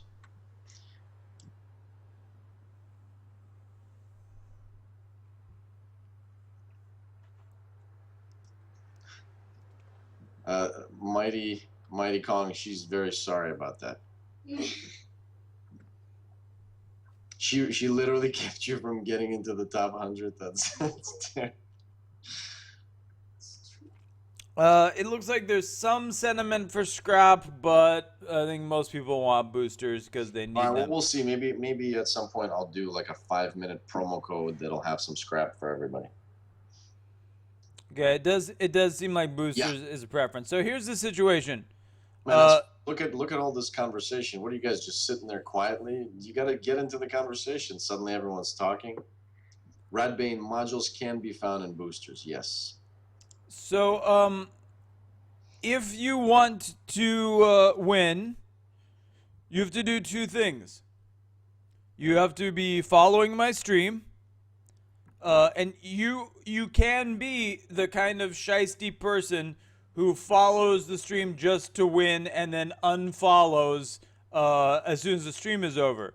But why would you want to be that kind of person? I give a quality stream and I'm worth following. And really, is it that huge of a burden to have someone followed on your Twitch following list that you must unfollow them later? Like, Just quit giving them ideas. You just have to follow. That's it. Period. yeah, you need to be following to win. And there's a keyword giveaway. And the keyword is thanks F07. You will I'm pasting it in chat now. Arginine, so funny. Wow, Crusade. That's very funny. That made my day. So you have it is 3:24 right now. If you want a chance to win boosters, you must be following the stream and you must type thanks F07 exclamation point between now and 3:28 p.m. in the next 4 minutes. And the roll will take place here on screen, so you can see there's no shystiness going on. Everyone will see the winner.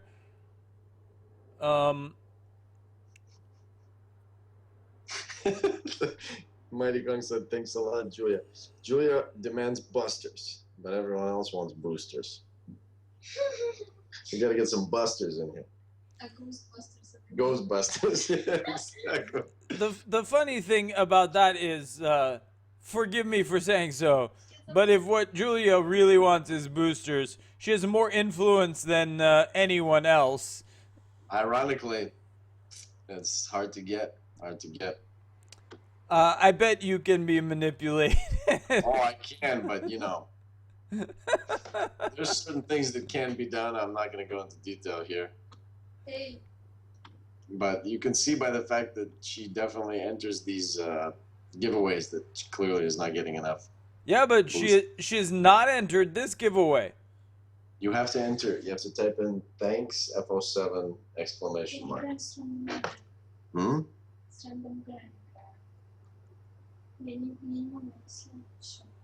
No, you need to, there you go. All right. She's in. Yeah, so we have 23 entrants. There are 31 people in chat and 38 viewers of the stream. 23 people have entered to win. 24. You have 2 minutes. Why, if we get to 30, we'll do 4 giveaways instead of 3. If it's not too late. So again, you must be following the stream, and I can see if you're following. That information is available to me. And you type thanks F07, and you can win boosters. And it's that easy.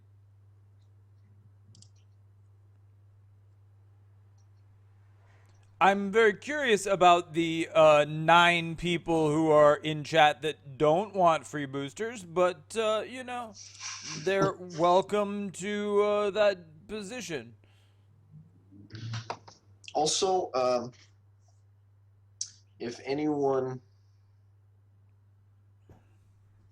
we are looking, we're always looking for good folks to join the team, even from a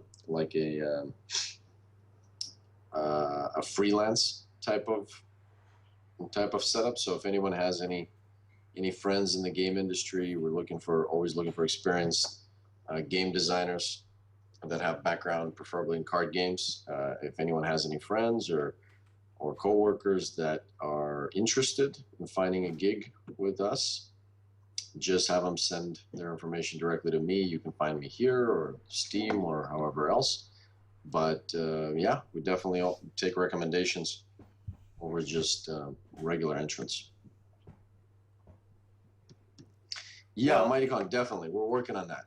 He's asked if we can get you'd like to hire a highly charismatic community liaison, I believe I know somebody would be excellent for that position.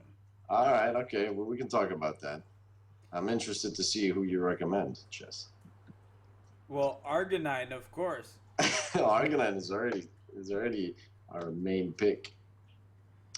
Okay, so it is now 3:28.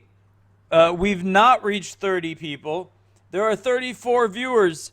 27 people want free packs. The other 7 of you, for some reason, There's 42 viewers. well, but 34 in chat. Some of the viewers are not registered with Twitch. Oh, Ironside, greetings and salutations, good sir. I don't know when you joined us. You should have said hello, but what's up? But there are viewers who are not Twitch registered. So, but there are 38 people in chat, and only 27 have typed the giveaway code. So I'm gonna extend this 1 more minute, because for some reason there are 11 people who don't want free packs, and this is beyond my comprehension. You need to type thanks FO7 exclamation point and be following the stream, and you can win free stuff now. Also, Hex Natural Causes, good idea about do not play last player. So rather than doing that, I mean, we'll do that if we have to, but hopefully this month we're going to get quite a bit of an increase in online population, so that should take care of itself. If it does not, then we will add something like that. Oh, Ironside, good. The gym, that's good. I also went to the gym for a solid 50 minutes today for the first time in months.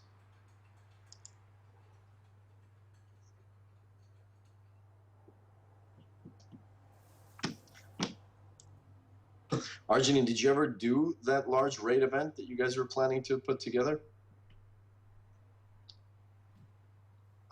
You got to type in, Stanley, you got to type in a different way, I think. Yeah. All right, well, we're at 28 people. We did not hit 30. It is time for the giveaways. We've extended. Gym, you know, I don't go to the gym. I'll give 4 away. I mean, 3 boosters 4 times. 3 boosters 4 times. I do walk about a quarter of a mile to the park and smoke a cigar. That's terrible, man. No, they're very good Cuban cigars. Oh, I see. That makes it okay. All right, we reached 29. Okay,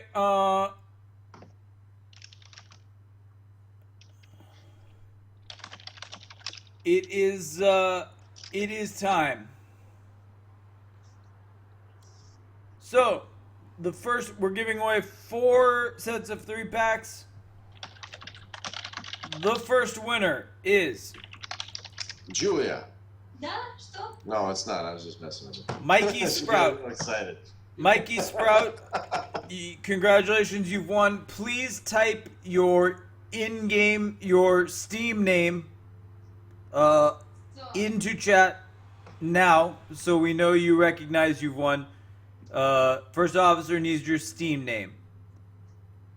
I'll transfer it right now, actually. So please type your Steam name. You're welcome very much.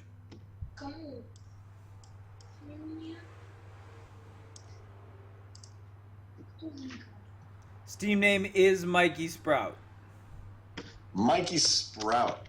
Ой, я сыграл. Julia says she's played you. And you get 3 Ghostbusters. I mean, boosters. All right. You got them. Winner number 2. Radbane, I'm sorry to hear that, buddy, but yeah, the gym, good diet. A friend of mine. Oh. Same thing. Cheater. What? What happened? Oh, Julia won? Stop. Ches, I can't hear you. Did she really win? Yeah. She's never won. She played so many giveaways. She's played so many giveaways. She actually won. All right, guys, there it is. She's pretty excited though. Congratulations, Julia. Yeah. All right, and she's already ranked 24, by the way. Ironside's gonna get the Federal Gambling Commission on the phone. That's okay. We're giving away 2 more. You know, there was a time that Twitch banned this activity. Really? Yeah, it was a big deal. Wow. It is no longer banned. They adjusted their rules, but there was a period in time where they banned these sorts of things, and it was a real issue. Okay, winner number 3 of 3 packs out of 4 possible winners.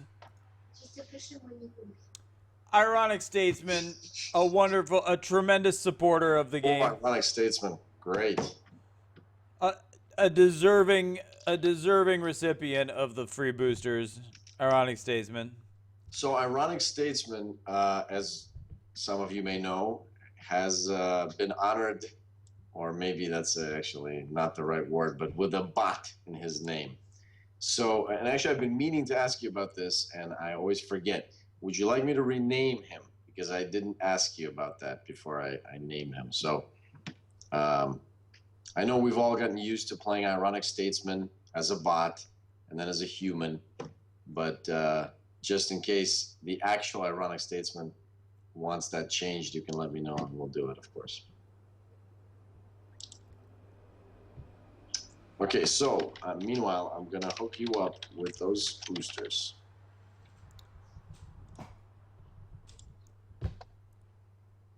And the 4th winner of boosters, Julia. Julia, you've been ruled out from winning a second time. Your name is grayed out here on the screen. You can see you are disqualified. But you're a very greedy woman, and I respect that. That she is. She really is. And winner number 4 is Arginine. Oh, yes! Wow, this is like reward day. This is amazing.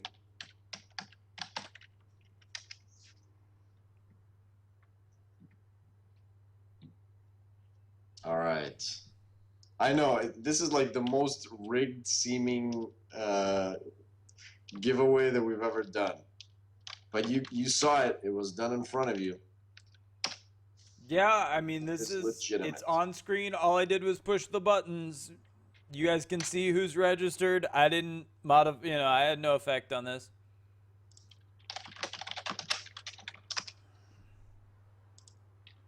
All right, all the boosters have been transferred. Terrible.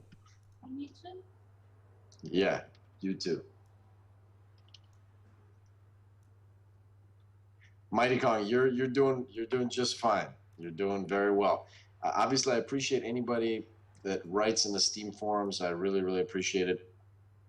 Sometimes I don't have time to kind of reply as fast as I'd like, and it's always just good to see discussions happening there. So right now, that's kind of our official English-speaking place to chat because, well, quite honestly, I'm not very good with the Reddits. And so, yeah, if you can hang out there, and I always see, obviously, these same guys, Mighty Kong, Arginine all the time, and Ironic Statesman, and Ironside on the forum, so I appreciate it. Julia got our busters. Well, thanks everyone for participating in the giveaway. We like giving stuff away. We like making people happy and giving, a little incentive to watch these broadcasts. You might get something out of it. That's not bad. Again, this is not something a developer has to do.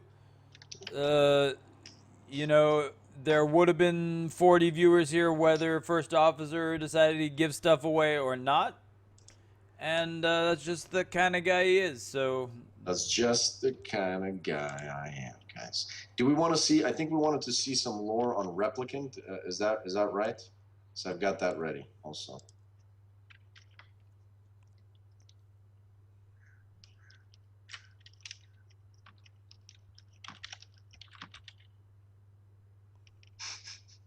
You're welcome, Julia. You're welcome.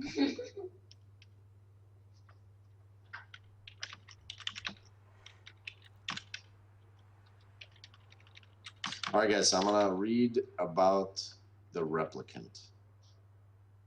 Yes, Alaska, so I was talking about that earlier today. We're planning 6 more languages within a few months to be localized. And so we're asking folks that speak different languages to let me know personally so that I could throw you some samples and get your feedback on it if you're a native speaker. Nisakhar asked, translating in Russian, why are boosters only received by friends and like relatives or something like that? And you know, Nisakhar, you've been with us for a long time also. I think you've probably got your share of boosters and giveaways, so I consider you also as a friend and relative. All right, guys, here's some Replicant stuff. Replicant. When the war for the Expanse began, the once covert Shanti acted with increasing boldness. Before the war, they meticulously erased any trace of their presence when passing through a system. But war necessitated that they forego their more stringent isolationist policies, and Shanti organisms began appearing throughout the Expanse. Forgotten by the Shanti, when left alone for sufficient time, these beings adapted and evolved in ways their old masters could never have predicted. Some became feral monsters, others became sentient. Among the most specialized of these breeds, the Replicant can perfectly adopt the form of any organic being it comes into contact with. There you go. Yeah, German is definitely one of the languages that's getting localized. And we're right now thinking about how we can fit those long words into our cards. I'd just like to make a suggestion that when you read these lores in the future, you use like the monster truck voice, you know, Sunday, monster truck rally. Replicant, when the war for the Expanse began, etc.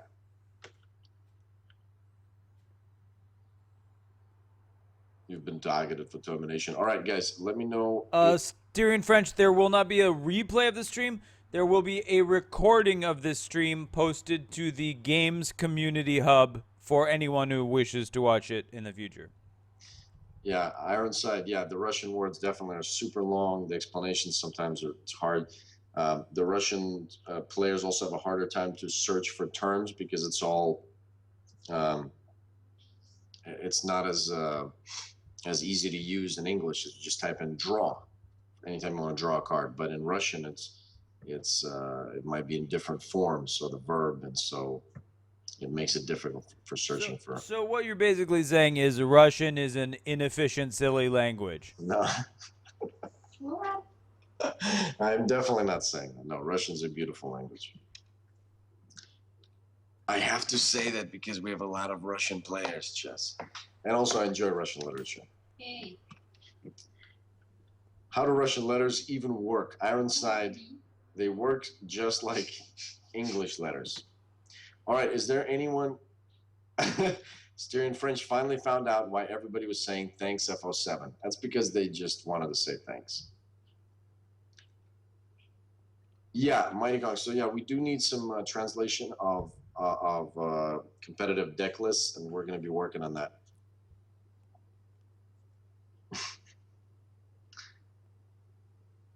Okay, anybody want any other lore? We can do one more lore while I find those mechanics that I have been for some reason unable to find.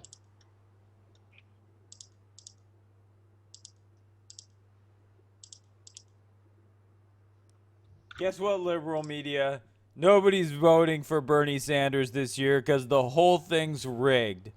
Guess what, buddy?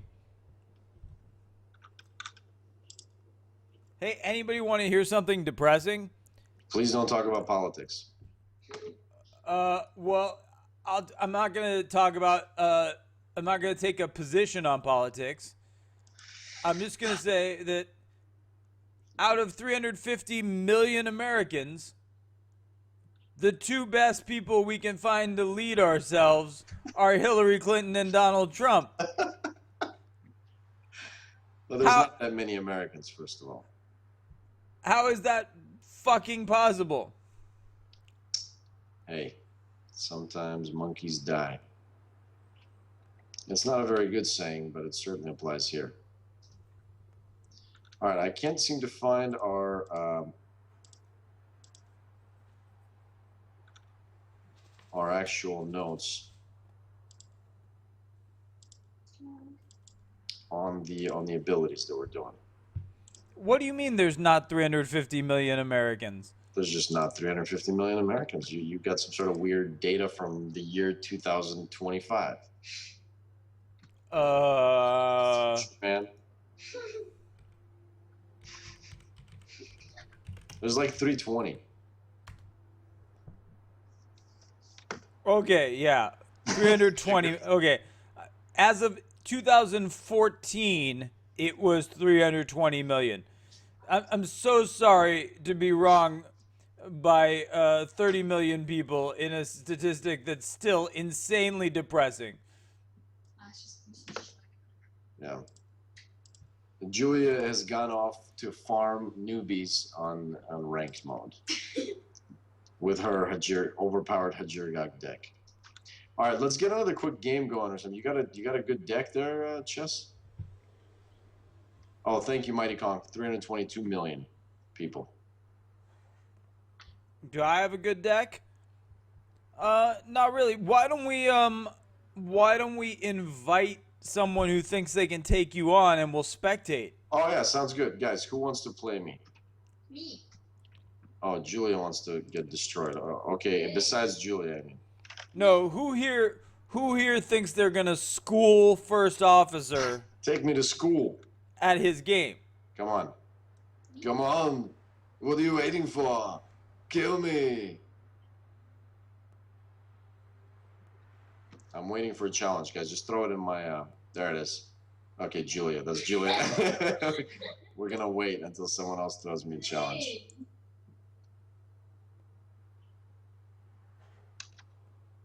Oh God, Anunnaki turbo removal. Now again, Julia. Let's see if anyone else. All right, Slayer Life. We haven't seen you in chat before, unless I'm missing something. Just add me as friends.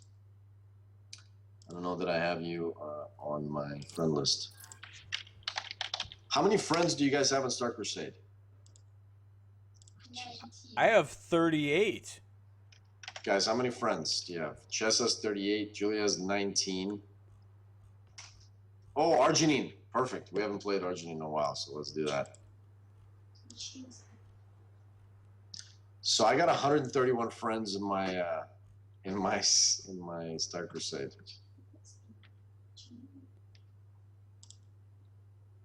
Just in numbers. Okay, so you can spectate either me or Arginine or Arginine.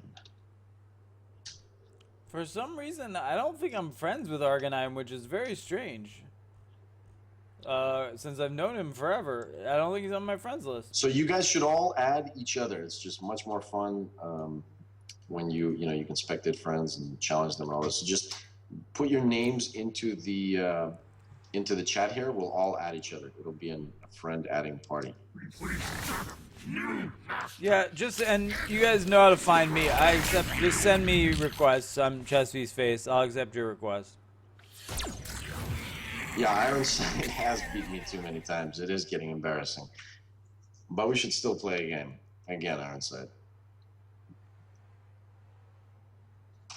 I think Awaz, I should have you in my friends list already. And Binpak, I don't have you. Mikey Sprout, I don't think I have you, but we'll see. Okay, so he telekinetic blasted me in the face. What if we do this? So now we should get auto mutate. Come on. Yes. All right, so we got the auto mutate. We got those 3 aberrations out, and we lucked out. Caught one. All right, guys, add each other. Add each other. And the rest of you people who are watching, add your names in there. Let's add each other in Star Crusade. Mm.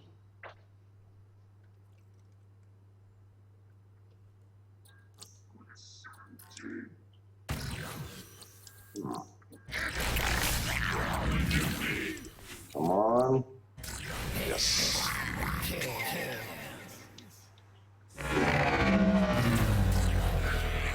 Oh, Rabin, the reason the reason is that we just play Star Crusade together. That's the reason. And I got to know a lot of cool people in Star Crusade that I wouldn't know in quote unquote real life. It's pretty real to me. I certainly appreciate the friends that I've made in Star Crusade. Yeah, Radbane, I mean, you're entitled to your Offense squad prepared for assault. point of view about this, but that seems sort of unnecessarily cynical. And that comes from 2 pretty cynical dudes.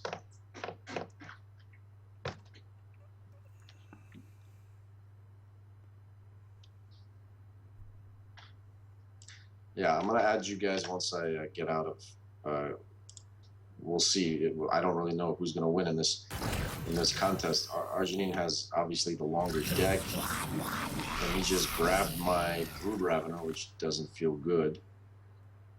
So I'm just gonna have to continue My kind. bringing the pain Fear here. me. We're gonna do it like this.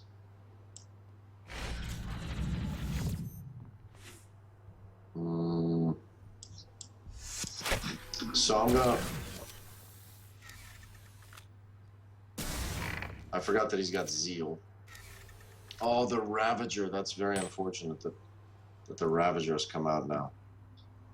How can I neutralize that?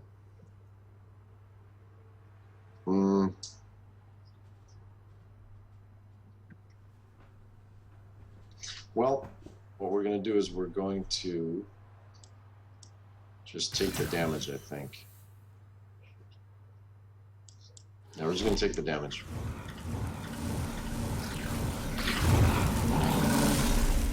So we've taken quite a bit of damage here, and then we're going to...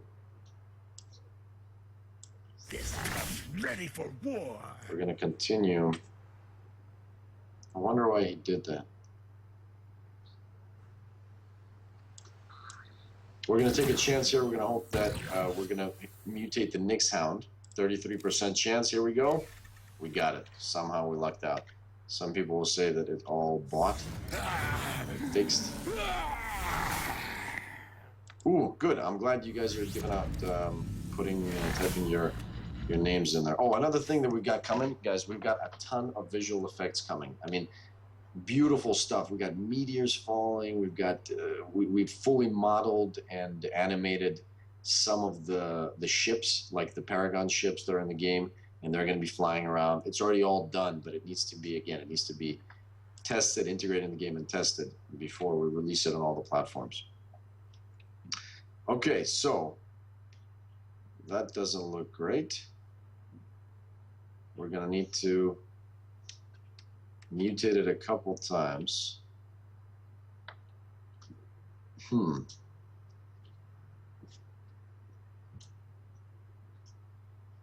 Why don't we try to buff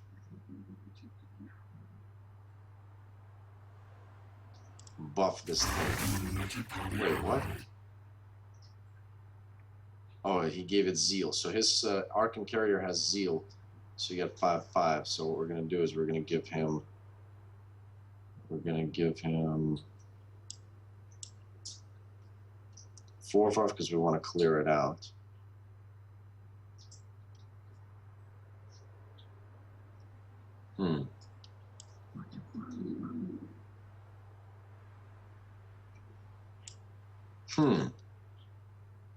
We can't quite do as much damage as we need.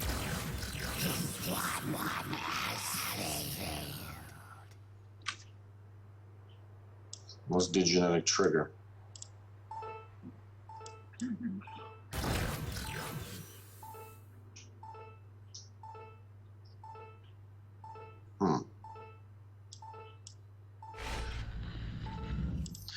Okay, so we kind of did it like that. Let's see what happens.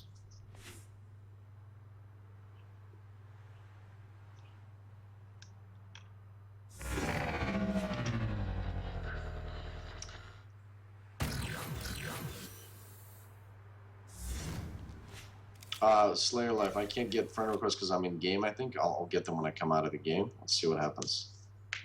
Yeah, I do want to get my ass kicked by a firepower deck pro Lucker. I also never seen you in chat before, so what's up? Yeah, Julia plays a Jurgog deck, and that's all she plays, and it's like a control mid-rangey type of deck. And she gets pretty intense for that, all right. So, I don't know if I should want to keep clearing him or not.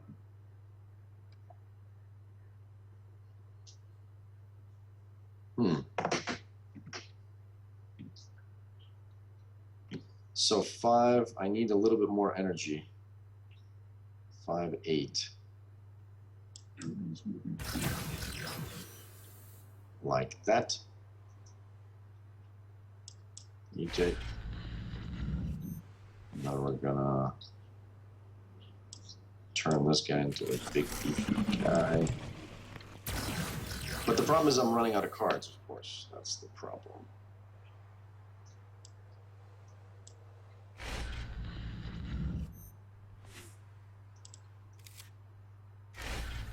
So the reason it keeps on mutating these guys and just giving us. So let's see. Oh my goodness, I forgot about the emissary. That hurts a lot.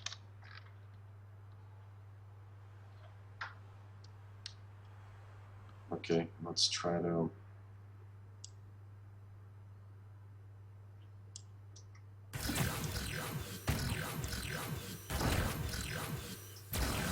Just give them all away.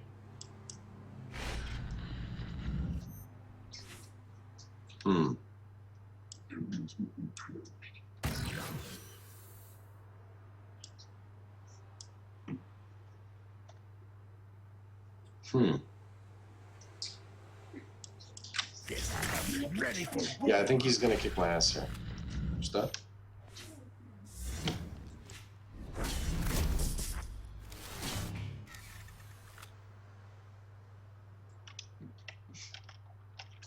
Julia's very happy that that everybody added her. She really enjoys it. So if you guys could keep it coming.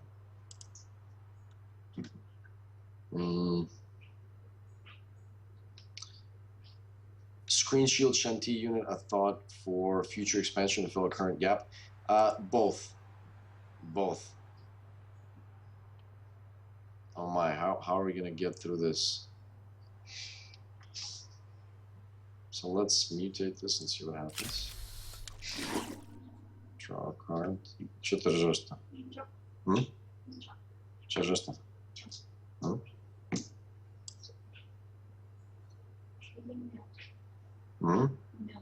So does he have Nurgle's gift here? If you have Zeal, 0 psychic charge, deployed units to screen gain +1. But you didn't get +1 for some reason. You should get 5, 9. Because he played. I think there was a bug with Illusionary Force.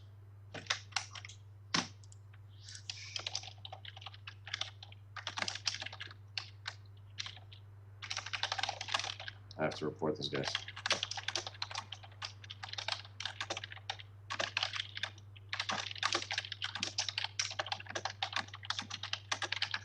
I just filed that.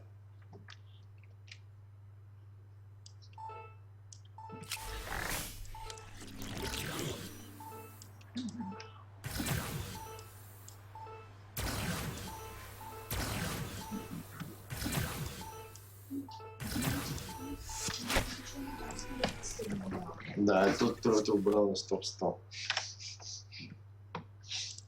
Я тебя еще спросила возле Буанкти. Неплохо было посмотреть?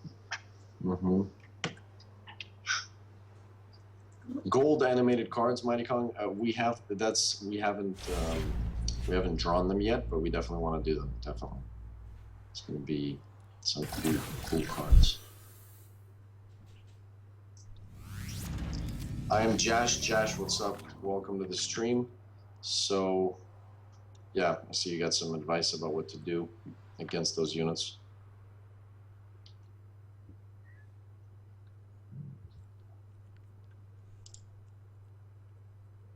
Oh boy, we got to do something. All right, so we have 1, 2, 5, so 7 plus 5, 12. We're almost there, but not exactly there. Wait, he didn't.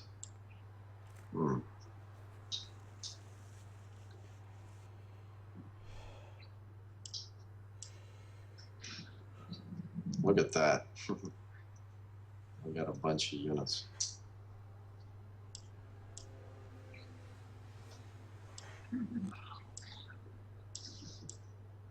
Okay, so the idea here is that next turn, if we have just a few, we're going to be able to mutagenic growth it, and if at least one survives, we're going to be able to put 6 damage at least, and plus 2. So hopefully that'll be. If any one of these fleshlings survives, and he doesn't put a screen up, we're done.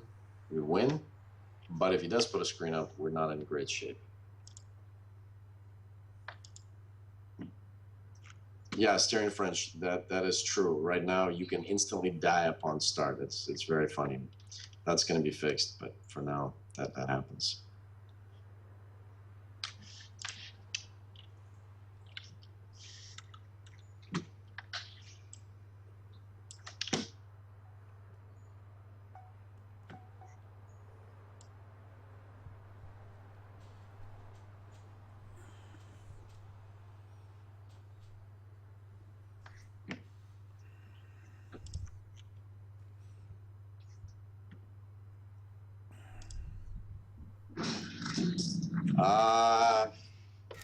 So he's put up more than one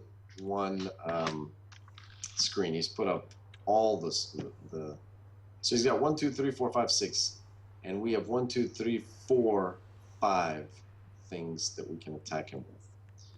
This is why you play Indomitable. Yeah. All right. Well, let's see what we can do. Oh, he's got 12 over here, so we're gonna die if I don't kill him. Also, that's brutal.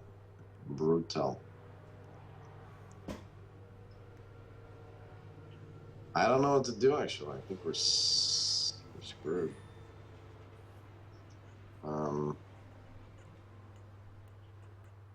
So 1, 2, 3, 4. We can max take out 5. He's got 12, so I think that's game. 5. Nope. Well, hold on a second. We have 5.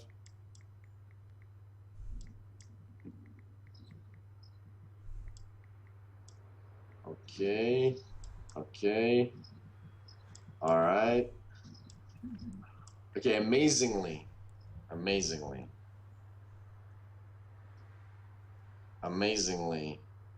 we're still alive.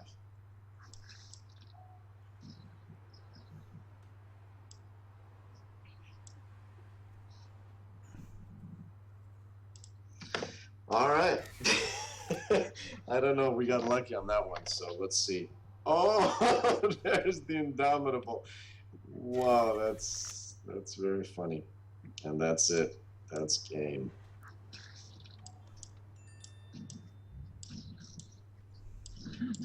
Well, that was a good game. That was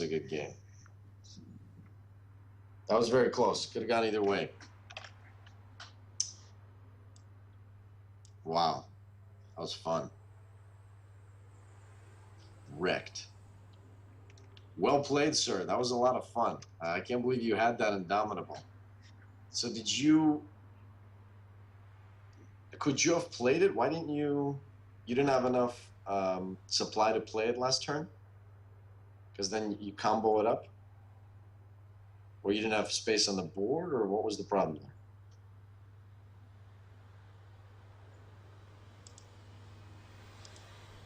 Yeah, guys, now I can request. Oh, there. So Tom added Mikey Sprout, Jora Polzunok, The One.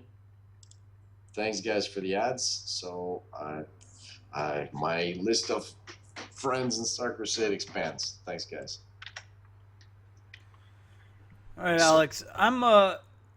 There were a number of things you said you wanted to address towards the end of the broadcast, and unfortunately, I'm getting a little fatigued. Sure, no, it's been kind of a long, winded stream. Like I said at the beginning, it wasn't. This isn't really. All I want to do is just chat with the guys, chat with you, kind of hopefully to get you back into the game. Oh, it's been a great time. I wanted to, I got 20, 30 minutes left.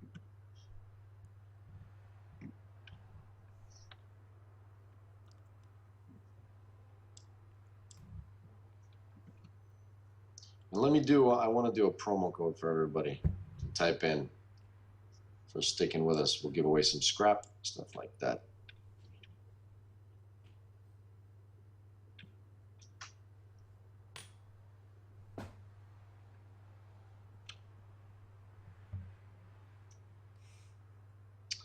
Yeah, I can't find made a slot for the for that big guy.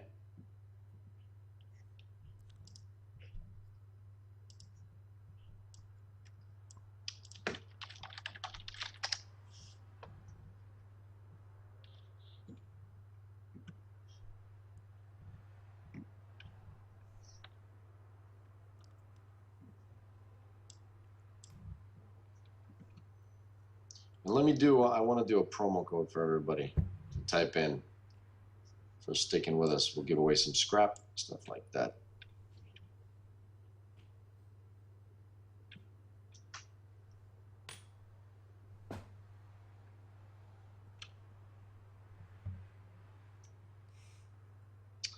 Yeah, I can't find some of these mechanics that I wanted to put in.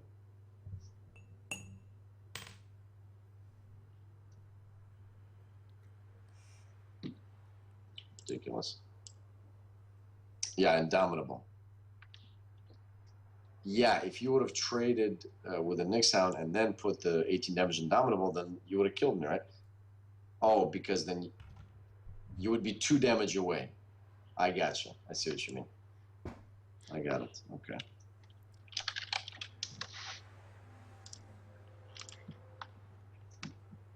Okay, so some of the things that we're going to be adding weapons also. There's going to be some new weapons added, and more ways to deal with weapons also.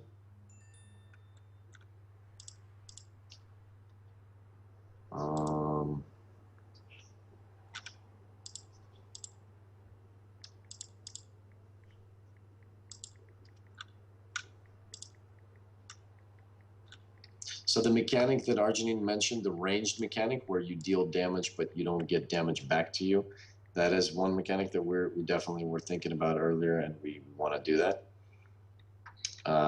We were also toying with the idea of making space and ground designations for units, and have that space units can engage ground units, but ground units can't engage space units. But that's obviously, it's a little more complicated. So that's why we've been hesitant to do that.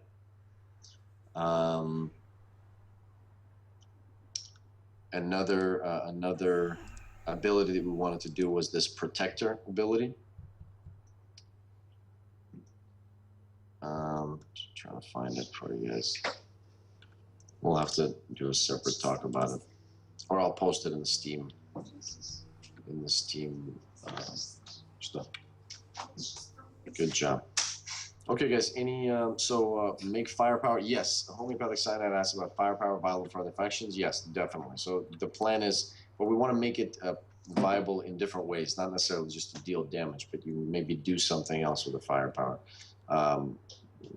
or even if you do damage, it'll be tied to certain specific um,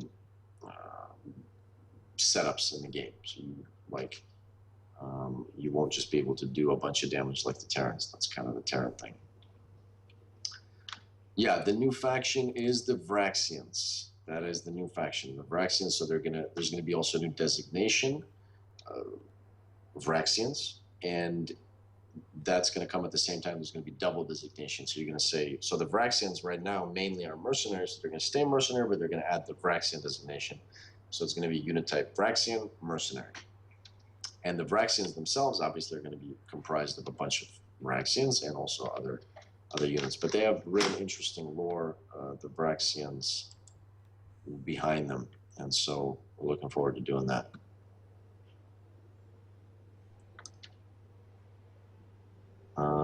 Don't know yet about their modules. Tournaments with English announcers, yeah. So we talked about that. So we want to do chess to commentate the tournament that's going to be happening on the 14th and 15th of May, and we're going to get. Hopefully, we're going to keep doing tournaments often until the new tournament module for within the game comes out, and then we're going to be able to just do tournaments all the time. Daily tournaments. Sit and go, kind of like a poker setup, or longer tournaments. So that's coming. Do you have functionality to allow a tournament caster to spectate both sides of a? Yeah, so we'll give you access to seeing both players' hands. You're gonna need to do it basically through the second one's through a second account. We'll talk separately. You'll basically need to log in using 2 accounts, which we'll set up for you. Yeah, that's fine. I was just wondering if it's possible. Yeah, definitely possible. So Mikey's Sprout, that's definitely a big deal for us. We want to get to the high level play, basically cast it in English, because then the English players will get access to a whole bunch of these decks and strategies that we usually don't get. And hopefully I'll be a good commentator on that. Yes, you gotta shape up. You got 2 weeks to get into the meta. Well, yeah, that's true. But I have been playing the game basically since the beginning, so I don't think it'll be an issue for you. You're in good hands, Mikey Sprout. Yeah, so I don't know that all the last tournament matches will be posted because there's a ton of them, but I think the more interesting ones will definitely be posted on the different social networks. The current in-game Vraxian units will most likely not shift to their new faction, so they're going to stay neutral, because the main the lore behind the Vraxians is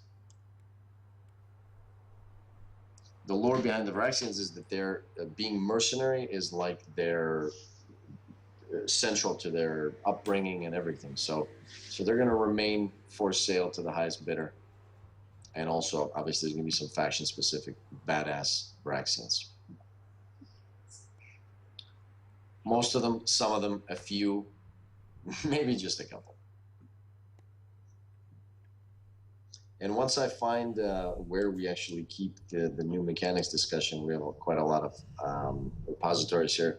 I will post it on Steam, the discussion that Arjun started about new game mechanics, because there's quite a bit of them, and we definitely want to discuss those before we drop those on. If you guys want to see more, we've done this roughly once a month. We missed a month because Alex was touring conventions and I was playing less Star Crusade. But if you want to see more of this sort of content, be sure to upvote the videos on the community hub or post in the forums that you want to see more of this sort of content. The feedback is good, and it informs other people that this sort of content is available. So, please support our efforts in that regard. Definitely, guys. Stay active. Stay active. If you have something to say, even if it's doesn't seem so important, just mention it in Steam or any Reddit, Steam, Facebook, anywhere. Just we love to discuss it. The whole point of it, while we're still in early access, is we can kind of talk about all of these things. while there's not too many players right now. But this month we're going to see an influx of players.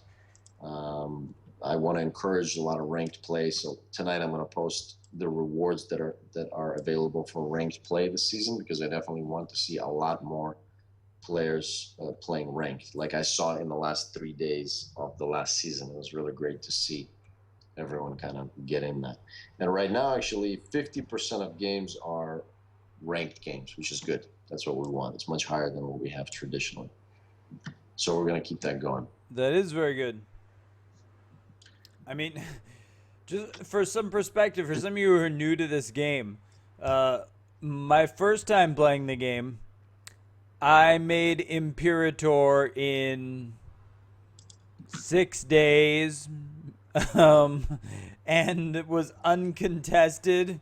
At that point, I used the unnerfed Firepower Terran, which was totally ridiculous at the time. And for some reason, no one else was playing it. For some reason, I had this genius idea that Firepower Terran seemed really strong. And I started playing it, and I beat everybody and went instantly to Imperator. And, of course, I ruined Firepower Terran now, and everyone started playing it. And it's not just me, but believe me, I didn't face anyone else playing Firepower Terran on my way to Imperator. And the fact that we now have 50% of games being ranked, and that level of competition, the level of difficulty it takes to get up there now is a lot more satisfying experience. Yeah, I mean, it's the game in general, despite like sometimes we may have individual frustrations, but we are keeping an eye on the overall win rates of cards and factions, and it's actually it's pretty balanced. It's plus minus 5% for win rates, which is still significant, and we've got some obvious still some kind of we've got some spots that are unbalanced and need to be balanced, and we've got some spots that are not as fun as they should be. And Ironside knows what I'm talking about here the most, because he's kind of referenced this point often about the fact that modules should all be strategic, and all cards should be strategic. It should not be. I mean, there should be some space for just decks that are just like you just play whatever's in your hand and that's it. But you should not have that deck should not be the best deck in the game. So Ironside is the fun police, and we should all be the fun police, right? So the most important thing, always, guys, remember, if you're having fun, try to understand why you're having fun and write about it. If you're not having fun in particular moments, try to think why you're not having fun and write about it, because we want to change it. We want the game to be fun for everyone. Alkalitos is asking if there's going to be rewards for highest rank achieved or current rank. The most of the rewards are for current rank at the end of the season, but I'm going to be putting in some rewards for just achieving something this season. Also, what we want to do stuff like, get 100 ranked victories in a season, get something like a scrap. Get 50, get something else. But for that, we need you to see your stats, and we're working on a full stats page. You're going to see your status this season. You're going to see your status lifetime, different factions, different decks, just overall ranks. We want to put in, break it down by faction, break it down by top 500 instead of 100. Binpack is saying here that new players have ladder anxiety because they feel everyone has better decks, and more long-term rewards would be good. I'd like to address that just because this is a common phenomenon in CCGs. This is not unique to Star Crusade. And the fact of the matter is, there is no risk to losing at ranked play. And having ladder anxiety prevents you from playing against really competitive decks. So I think that although what you're saying is true, people do behave that way. If what you want is to actually learn to play a game well, this is not a rational behavior pattern. I no matter what game I'm playing, no matter what decks I have, as soon as I'm allowed to play ranked, I just start playing ranked. Like Same. Me too. Me too. I I, I think I it's understand unique. the feeling of like, and I have friends who are like, oh, everybody has better decks than me. It's pointless. And I Well, just think like, well, that's because you're being um childish. the thing is, chess. So I mean, I totally agree with you because that's my position. Also, any game, I always just jump into ranked. I don't care. Like I don't know if anybody remembers Company of Heroes. It's like the best real-time strategy game in my mind of all time. And that game was incredibly, incredibly hard and sophisticated. And I always played ranked. And I don't, never even thought of the casual mode. To be honest, I wanted to remove casual mode from Star Crusade. And some good people talked me out of it. And I'm glad that they did because that's like 60% of our gameplay. And but what Binpak has said about letter anxiety, it's a very real thing. It's like, well, you're hesitant about getting into it. And what I'd like to figure out is how to make people more comfortable with the idea of just, hey, just play a ranked game. It's not a big deal. It doesn't matter what rank you are, but just play competitively. In other Well, I words, think there is some merit to saying, hey, if you lose 5 games straight, you're still going to get something. I mean, okay, so there's some to create some sense of less loss. But really, the circumstance is you only get 5 credits for a win anyway. So the the notion that you stand at a disadvantage to play ranked and lose is a fallacy.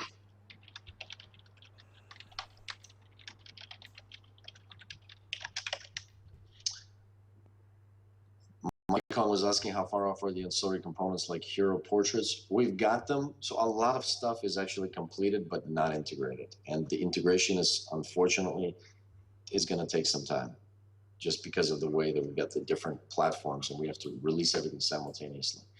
And we're expanding the team quite substantially. So again, the thing that I said earlier, we're looking for game designers, but in truth, we're actually looking for almost all positions.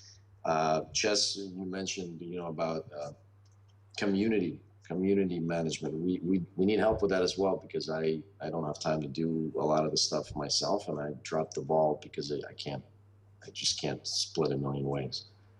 And we've got guys, that are working, but yeah. So a lot of this stuff is under development at the same time.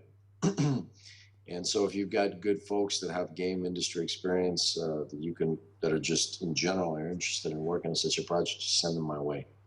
Always good to chat.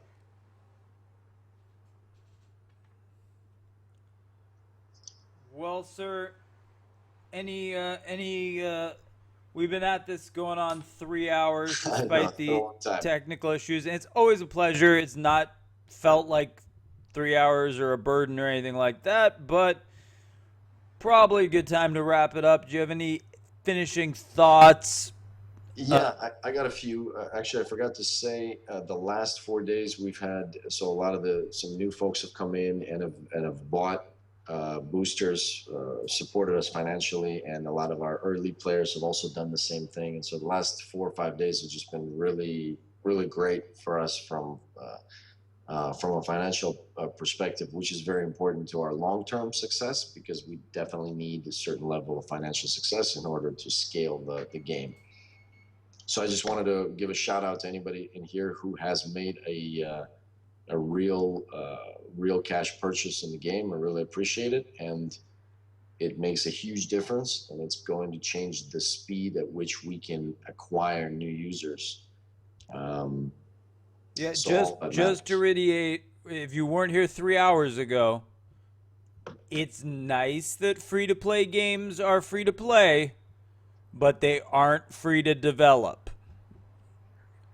Yeah, of course, of course. So at the end of the day, uh, and our numbers, our level of support has been very good thus far, but especially like I said, the last 4 or 5 days has just been fantastic. And if there's people in the chat here that have supported the game financially, I really appreciate it.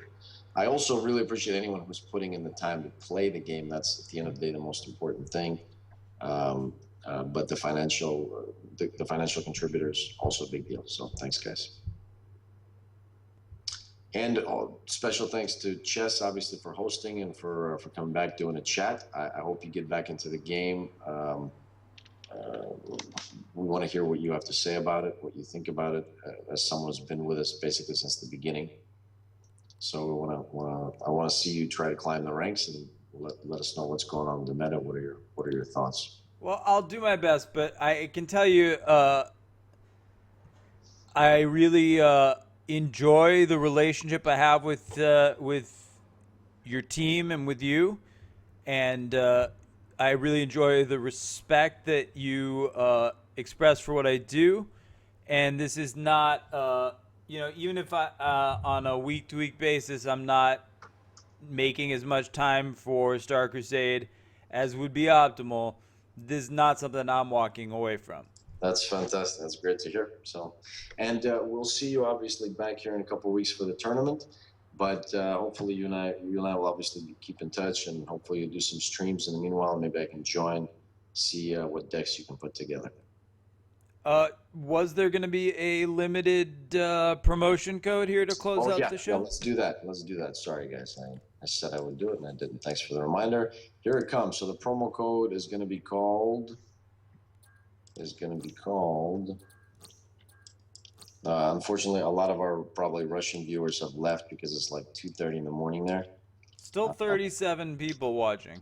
Yeah, so we're going to call it.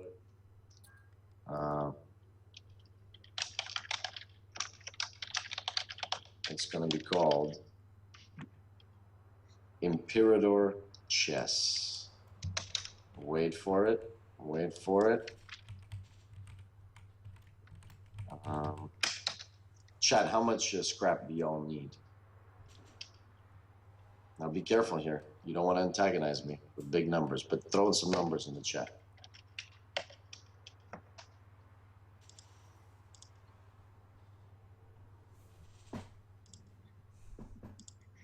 How much scrap do you guys want from a promo code right now? Said not to antagonize me, and ProLugger immediate. Oh my god. We've got responses as high as 9,000, as low as 4.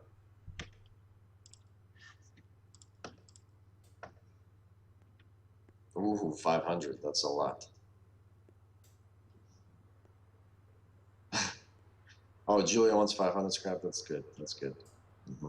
100, 433, 500, 25. All right, homeopathic cyanide. That's good. Mikey Sprout, 25. I appreciate that.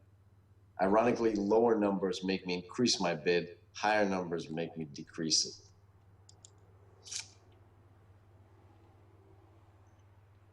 Ironside, even Ironside, what would you do with 100 scrap right now?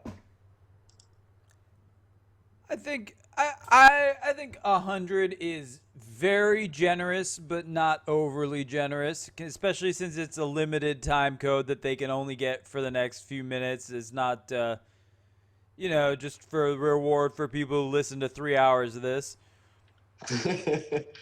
Ironside has 3,000 scrap. Just add it to the pile. Oh my god! All right. Who's going to be frustrated if I do an odd number of scrap? Like an odd, I don't just mean odd in the way odd, but also just a strange.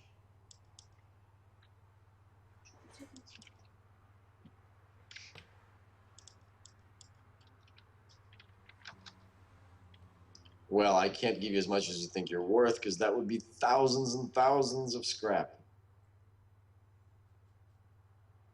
Don't trump me, bro. All right, here we go. We're going to do it like this. All right, guys, it's live. Hit it. Yulia, you only have 5 minutes to do this. It told me it's expired. Try it again. Has already expired? All right. How about now? What is the capitalization for it? Oh, you're right. That's exactly the capitalization. Try it again. There we go. Okay. Imperator Chess. 50 credits, 80 scrap, and a booster, you guys. That's pretty fucking generous.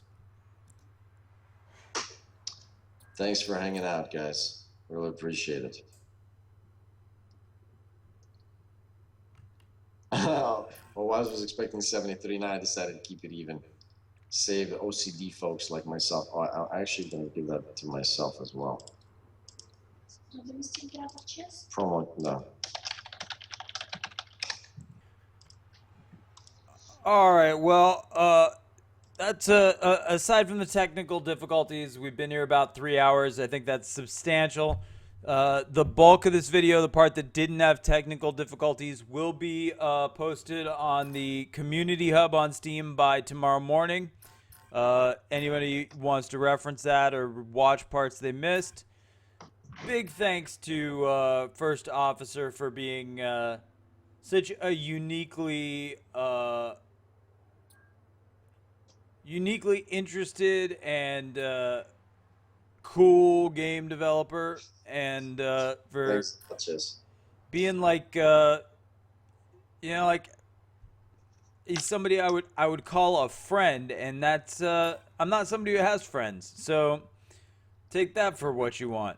Well, I appreciate that, sir. Today, again, like I said, was more of a casual streams. We did, and it wasn't exactly on point, but that's kind of what I said we would do. But at some point we'll do maybe more structured, like an hour-long talk where we deal with specific issues. But today was just hanging out, guys. So, Chess, thanks a lot again. Chat, thank you guys very much for being here, asking questions, and we'll see you guys next time. All right, everybody. Thank you. All right. See you, Thanks, Alex. guys. Bye-bye.